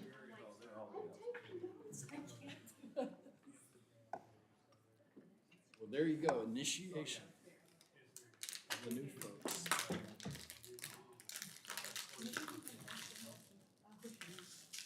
Richard, I love you personally myself. well, But- as far No, as that no, goes. No buts. Always be that one guy, right? No, Hey, that's fine. I No. appreciate it. So Super Bowl, what's your pick? Wait. Tough one, isn't it? I'm not even gonna say. Because I'll probably jinx it. Yeah, so the plan commission meetings, they do I've get, got Buffalo and San Francisco in the Super Bowl. That's what I see. Kansas City, though. They're also that's gonna live be streamed hard. on YouTube. yep. The meeting is streamed live, so that those that are listening in from out home do get to see that. Yeah. And But then that once kid it's actually- done with the live Kansas stream, then it City, he is gets on all 8 saved. And so cylinders. as part of the agenda items, if you go there, you'll see links to the It's gonna be city's tough. with YouTube Buffalo page. taking down. Yeah. We're on YouTube right now. That man, he does. So if stuff. anyone's listening, they It's can hear funny. us. Aaron Rodgers said, there's no way I can make throws that he makes. Are we done? Are we ready, Ben? Yeah, we're ready. Okay, let's go. Throw them out there. So we do have a fun presentation. Probably the next few plan commission meetings, we're gonna have a few different kind of workshops, just because we do have some new members and a few kind of bid projects in the future. And so I want to make sure that you guys are equipped and able to do your guys' job and feel comfortable about the decisions you guys are making, or at least well-equipped in the deliberation. You guys did a great job tonight, but certainly we'll be providing more information and really helping you guys, be that you guys, the best you guys can be. So our Assistant City Attorney, Lauren Sanchez, is going to be giving a presentation on the Brown Act training for tonight. Hello, Planning Commission. Tonight we're going to be talking about the Brown Act. The presentation is broken up into 6 parts. It should only take about 30 minutes. Instead of going in depth about everything in the Brown Act, I'm going to provide a general overview so that hopefully going forward you'll be able to spot potential Brown Act issues as planning commissioners. As you know, the Brown Act is the state's open meeting law. Back in the 1950s, newspapers began exposing secret meetings of local government, so the California League of Cities, in response, drafted this law. It was carried by Assemblymember Ralph M. Brown and signed into law by Governor Earl Warren in 1953. And the first fundamental principle of the Brown Act is transparency. It requires that all actions and deliberations of a legislative body of a local agency be conducted openly. The second fundamental principle of the Brown Act is public participation. It requires that all persons be permitted to attend any meeting of a legislative body of a local agency except as otherwise provided by law. So to this end, the Brown Act establishes a procedural framework for open decision-making, and it ensures that the public is informed about the decisions that are made. Because again, the Brown Act is based on the principle that local officials are elected to do the people's business, and as public servants, they do not have a right to decide what the public should and should not know. But as you know, the Brown Act does not just apply to elected officials and bodies composed of elected officials. It also applies to the bodies that those bodies create. I'm sorry, excuse me for a minute, but can we get the door closed, or you get it, man? I'm sorry. It's okay. I heard all the background noise. I was trying to drown it out, so I actually appreciate it. I appreciate it. As long as it's not locked, you can close it.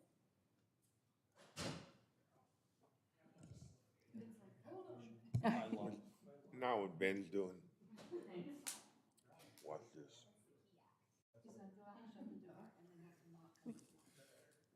That's perfect. Ben, while you're out there, could you give me a cup of coffee? So the Brown Act does apply to the city council, commissions, committees, and other bodies created by the city council, and it applies to any subcommittees of those bodies. So the Brown Act does apply to the Planning Commission. So now we're going to look at what a meeting is and what the public's role in a meeting is. A meeting is a congregation of a majority of members of the Planning Commission at the same time and place to hear, discuss, or deliberate upon any item within the subject matter jurisdiction of the Planning Commission. It does not include certain educational, community, ceremonial, or social gatherings, provided that a majority of the Planning Commission is not discussing amongst themselves Planning Commission business at those gatherings.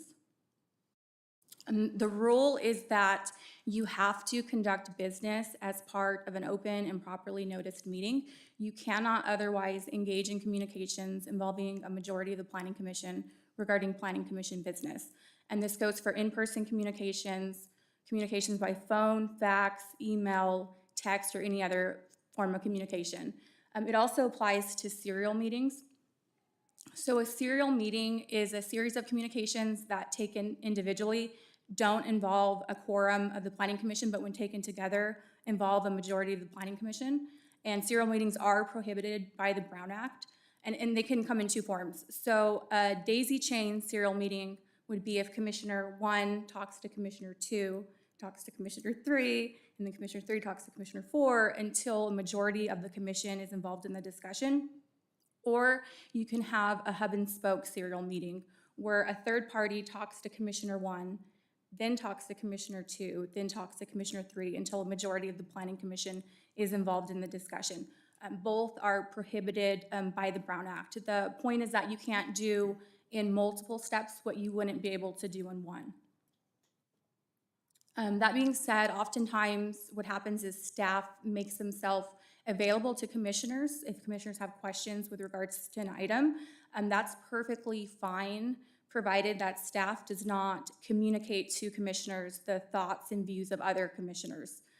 Also, too, your individual contacts with residents and other people by themselves aren't going to violate the Brown Act, but you do need to be vigilant that those contacts don't inadvertently become a serial meeting.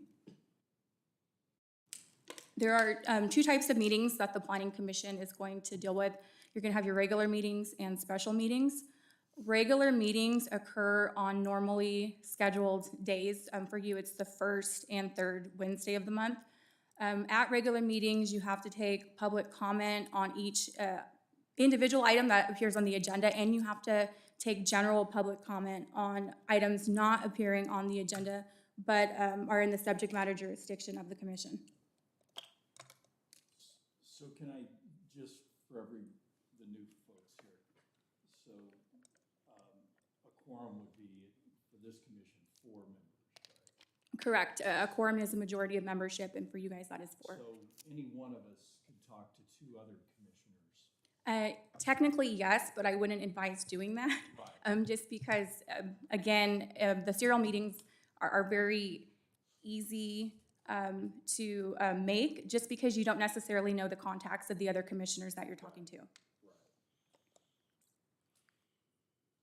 A special meeting's gonna be any meeting other than your regular meetings. Special meetings usually only involve a specific topic, like a housing element update, and you are required to take public comment for the items on the agenda at the meeting. The Brown Act does not require, though, that you take general public comment for items not on the agenda, but in the subject matter jurisdiction of the commission at special meetings. And regardless of whether it's a special or a regular meeting, the meetings have to be accessible to the public. You have a question? Want me to go back? Yeah, that last slide. My brain doesn't work as fast as you can talk on it. Okay. Special meeting may cover the subject matter jurisdiction. Can we conduct business at a special meeting, take a vote on an issue? Yes, so at a special meeting, you'll have agendized items and you can discuss and take action on the items that appear on the agenda. You cannot otherwise discuss or take action on an item that's not on the agenda. Okay, let me wrap my brain around this. So let's pretend that we have a special meeting and that one, and maybe there's only one agenda item and it was the same, like tonight's, that last agenda item. Can we call a special meeting for that and then not have public comment? So if you were to call a special meeting, you're gonna have public comment for the items that are on that agenda. The Brown Act, yeah, but the Brown Act doesn't require the general public comment, but to be honest, some agencies include it anyways. Because the Brown Act's a floor, it's not a ceiling, so more public participation is not a bad thing. So meetings have to be accessible to the public. They have to be held at an ADA accessible location within the city. The public can't be required to give personal information as a condition of attendance, and the agenda backup materials need to be accessible to the public if they request it. The meetings must also involve the public, so the public has a right to address the commission during public comment. The commission can impose reasonable restrictions on public comment, but those restrictions can't be overly broad and they can't constitute a prior restraint on free speech. You can prohibit individuals from speaking on matters that aren't within the subject matter jurisdiction of the Planning Commission, and you can require that they speak to the Planning Commission as a whole rather than direct their comments at individual commissioners. You cannot prohibit them from criticizing you, and you cannot prohibit them from recording the meeting, provided it's not disruptive. So now we're going to talk about the agendas and other procedural issues. So again, the Brown Act is there to ensure transparency and public participation.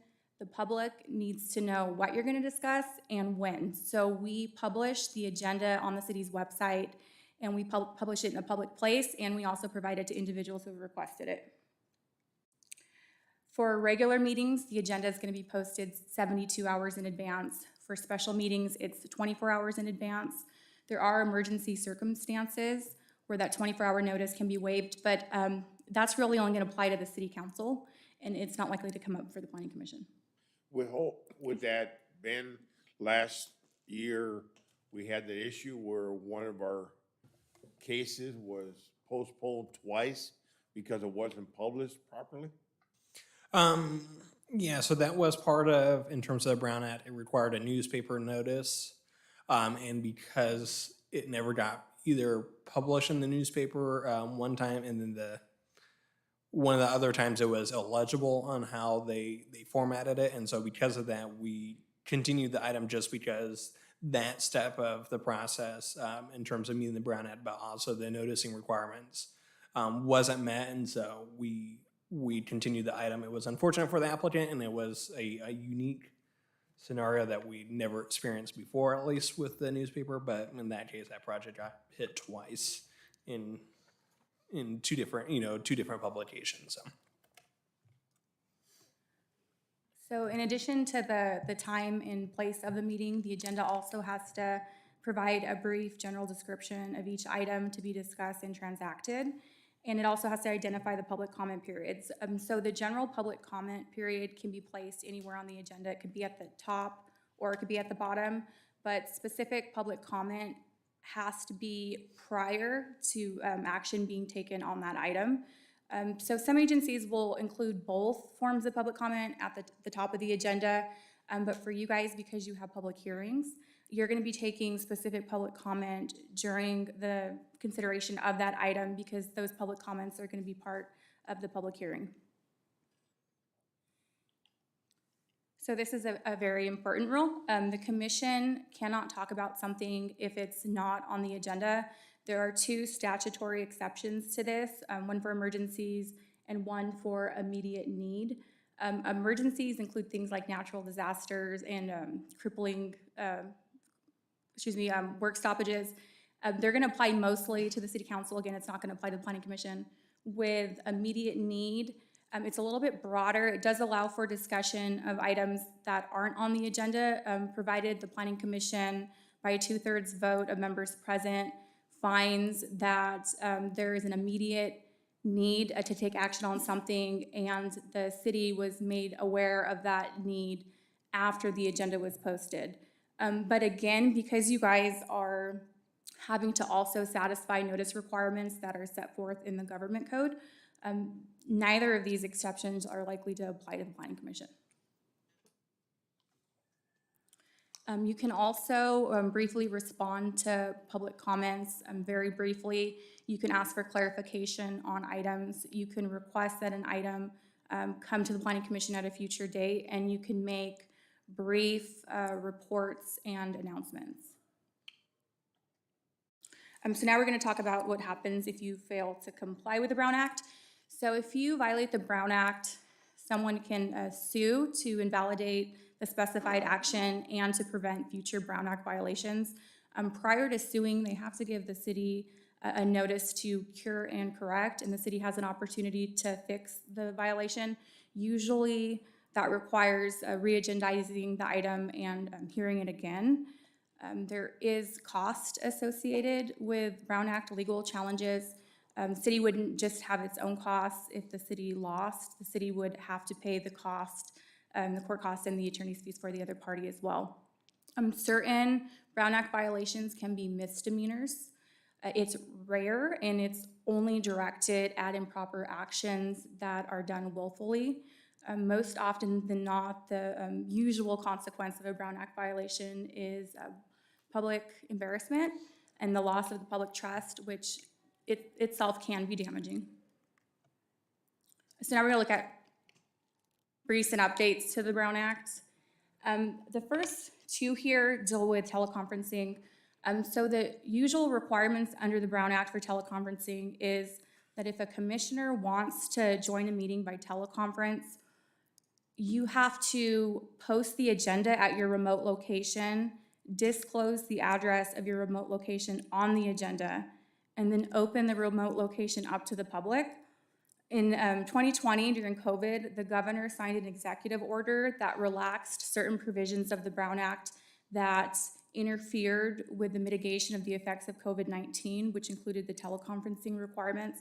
That's why in 2020, you saw a lot of public agencies meeting by Zoom. In 2021, the legislature passed AB 361.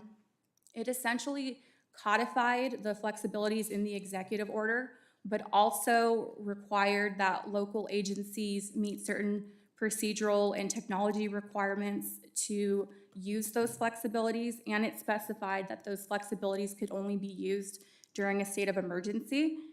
The state of emergency is expected to end next month, so last year the legislature passed AB 2449. It essentially provides a third pathway for teleconferencing. It allows commissioners the opportunity to teleconference a limited number of times per year for just cause and in emergency circumstances. When the state of emergency does end, the two available options for commissioners will be traditional Brown Act requirements and AB 2449. SB 1100 is also somewhat related to COVID. So the last couple of years, legislature became concerned about the growing incidence of violence at public meetings. So they amended the Brown Act to explicitly allow for the removal of disruptive persons at meetings. Removal was already allowed in case law, but now it's explicitly allowed by statute. So if there is an individual that uses force or threatens force at a meeting, the commission can have them immediately removed. If there is an individual who is otherwise not abiding by the rules of decorum or is being disruptive, the commission can remove them, provided the commission has already issued a formal warning to them. With regards to the last one, AB 992, AB 992 is the first law to explicitly address social media in the Brown Act.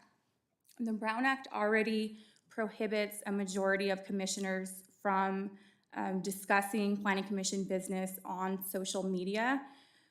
AB 992 takes it further. It now says that not even two of you can discuss planning commission business on social media. It prohibits you from reacting or responding to another commissioner's post. You can't repost it, you can't comment on it, you can't give a thumbs up or a thumbs down or an emoji or any sort of response. If it sounds like it's a difficult rule to apply, it's because it is. Unfortunately, there's not a lot of guidance on AB 992 just yet, so if you do have questions, please contact the city attorney. So, takeaways from the Brown Act. So, the Brown Act is there to benefit the public and it should be taken seriously. Violations could result in legal challenges and the invalidation of actions. And I'll stress too that even the appearance of a Brown Act violation should be avoided. As public servants, the Brown Act should be minimum standards for transparency and public participation. We should always be trying to do more. Does anyone have questions? Social media is gonna change everything. I'm glad I'm old enough, I don't even know how to emoji. No, I don't have any questions, but, again, all the commissioners have to take that course, don't they, too? Is there a course you have to take? There is some courses. I do believe you guys had received an email related to ethics training. The ethics and so- training, yes. We have to have that done by March 1st? Or February 1st? Yeah, March 1st. Or, yeah, do it online, yeah. Yeah. I've got a service, and for some reason that sucker just shuts down for no reason and reboots itself. So even if it does that, you log back in with your email address and password, and it takes you right back where you left off. And the clock is still done. So even if you accidentally click out of it, it saves everything you've already done. Oh. If you leave the page. So I was very happy because it shut down on me twice today. And finally I thought, I can't even do this. It's a lot of reading. I had to step away and come back a couple of times. But it's very forgiving. Okay, that's all I have. I'm not finished with it. I'm only 50% through it right now. I'd just like to say I appreciate staff. I know you come to gain a lot of appreciation for these guys after setting up here after, but also to the new members of the commission. Yeah. Man, I mean, I'd been 18 months before anybody accused me of being subverting the Constitution, and you guys get it the first meeting. That was interesting. Yeah, and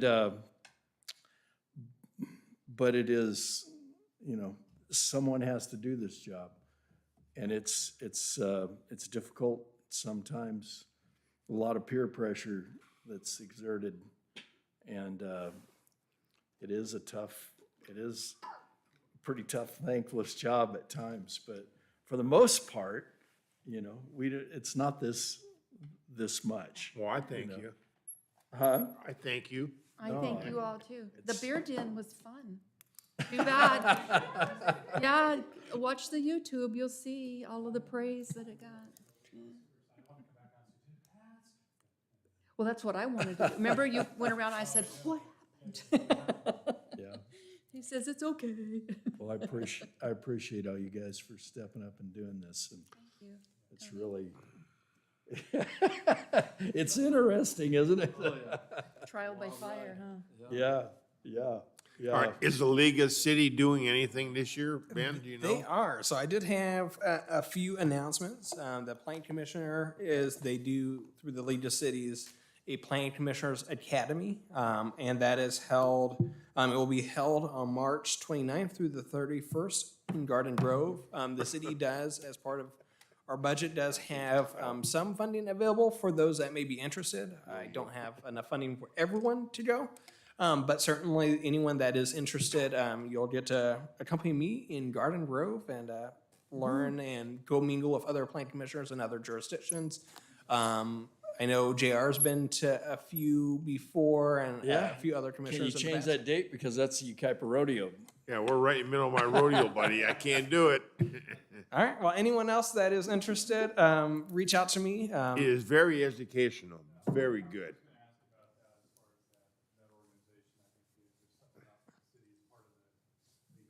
So I just, Yeah. Yeah, so we Can't do go get that. It is a great training. first, We've no, been. you got a job to do. He's trying to get me to do something. No, it is a great thing. It is with other plan commissioners from throughout the state, and so you do get to kind of hear what they're going through, some of their best practices as well.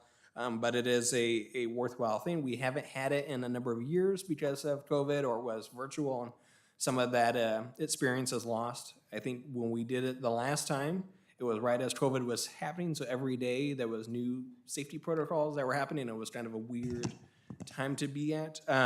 So if you're interested, reach out to me. Certainly, as I've discussed with different plan commissioners, I'm always available. I love talking about planning and projects, and I'm always here as a resource. I do also want to know, as part of something that will be coming forward, Joe Zoba, the general manager for Yucaipa Valley Water District, also wants to do some sort of kind of joint workshop between you guys and the Plan Commission for City of Calamasa, just to kind of learn about the shared water department that serves both communities. And so I'll be scheduling that at some point and reaching out to you guys. It may be a special meeting specifically on that. And yeah, I'll have a few different workshops just to kind of help get everyone acclimated, and should be a fun year. And Do we have any committees this year? no key committees that's been assigned for the planning commission, so that is helpful. So you won't have any extra meetings, but should be fun. I do want to share Vice Chair Hitt's kind of comment. It is wonderful to see you guys here. It is staff does recognize that you guys are all volunteers. You guys are, some projects are easy, some are fun, some aren't. Sometimes it is a tough decision, and we're here as a resource and appreciate your guys' time, and we should have a fun So year. I'll leave first. If I make it to my truck, then everybody else can go after. Well, I have two questions, one serious and one nonsensical. The first one is, can we arrange training on SB 9 to understand those numbers and what it means when the decisions that we make and why we have to make them and what's out of our hands? We could probably work through some sort of workshop. We will be developing a formal ordinance. Right now, the city has a interim SB 9 ordinance in place that's been approved by city council, but we'll be presenting a formal one sometime through this year. Or you're asking about the RENA numbers as well, or? Yeah, it includes the RENA numbers and when developers need to submit plans, and now I understand there's a way for them to not have to go to a public hearing if they meet certain criteria, just those kinds of things I need. I've asked you, but I need to wrap my brain around this. We can do that. We can go through maybe a workshop on just kind of key housing law stuff as well. We have done workshops in the past as part of the housing element, but with kind of a majority of new members, I think it'll be helpful to kind of bring that back. That include SB 10, right? We can include SB 10 as well, though the city itself isn't implementing that state law. So SB 10 does not apply to this city? Not unless we adopt a SB 10 ordinance. In Commissioner Snodgrass, we did have an urgency ordinance extension filed at the end of last year with the city council. So there's a staff report and then that ordinance that's in place currently that may be helpful for your review. Okay, if I know where to get it. I can send you an email with it as well. Bless you. I gotta get used to being called that. It's like, who is she talking to? And the other one that it's just whatever. Can we get some lifts for these seats? I can't even take notes. I can't reach my paper. I'm too short. So I wonder if there's like one of those cushion things that we can put in. I'll see what we can get for I that. could bring my own if you can't. But yeah, I feel like I'm like up here like this. I'm sitting on my coat right now you- just to get this much height. You're a shorter, smaller target at this level. That would be a plus to that. I don't Guess know they how bring Denise tomatoes worked, in. Yeah, did it for all those tomatoes, years. She's less smaller than, chance. she's shorter than me. So. All right, and that's all I got. Thank And you all. we will have another meeting on February 1st, and so we'll see. Okay, with that, I guess we go adjourned. Thank you, guys. Oh, and as a request, since we do reuse the materials and the maps, is if you can leave the packets, that way we can use that both as the full-size prints.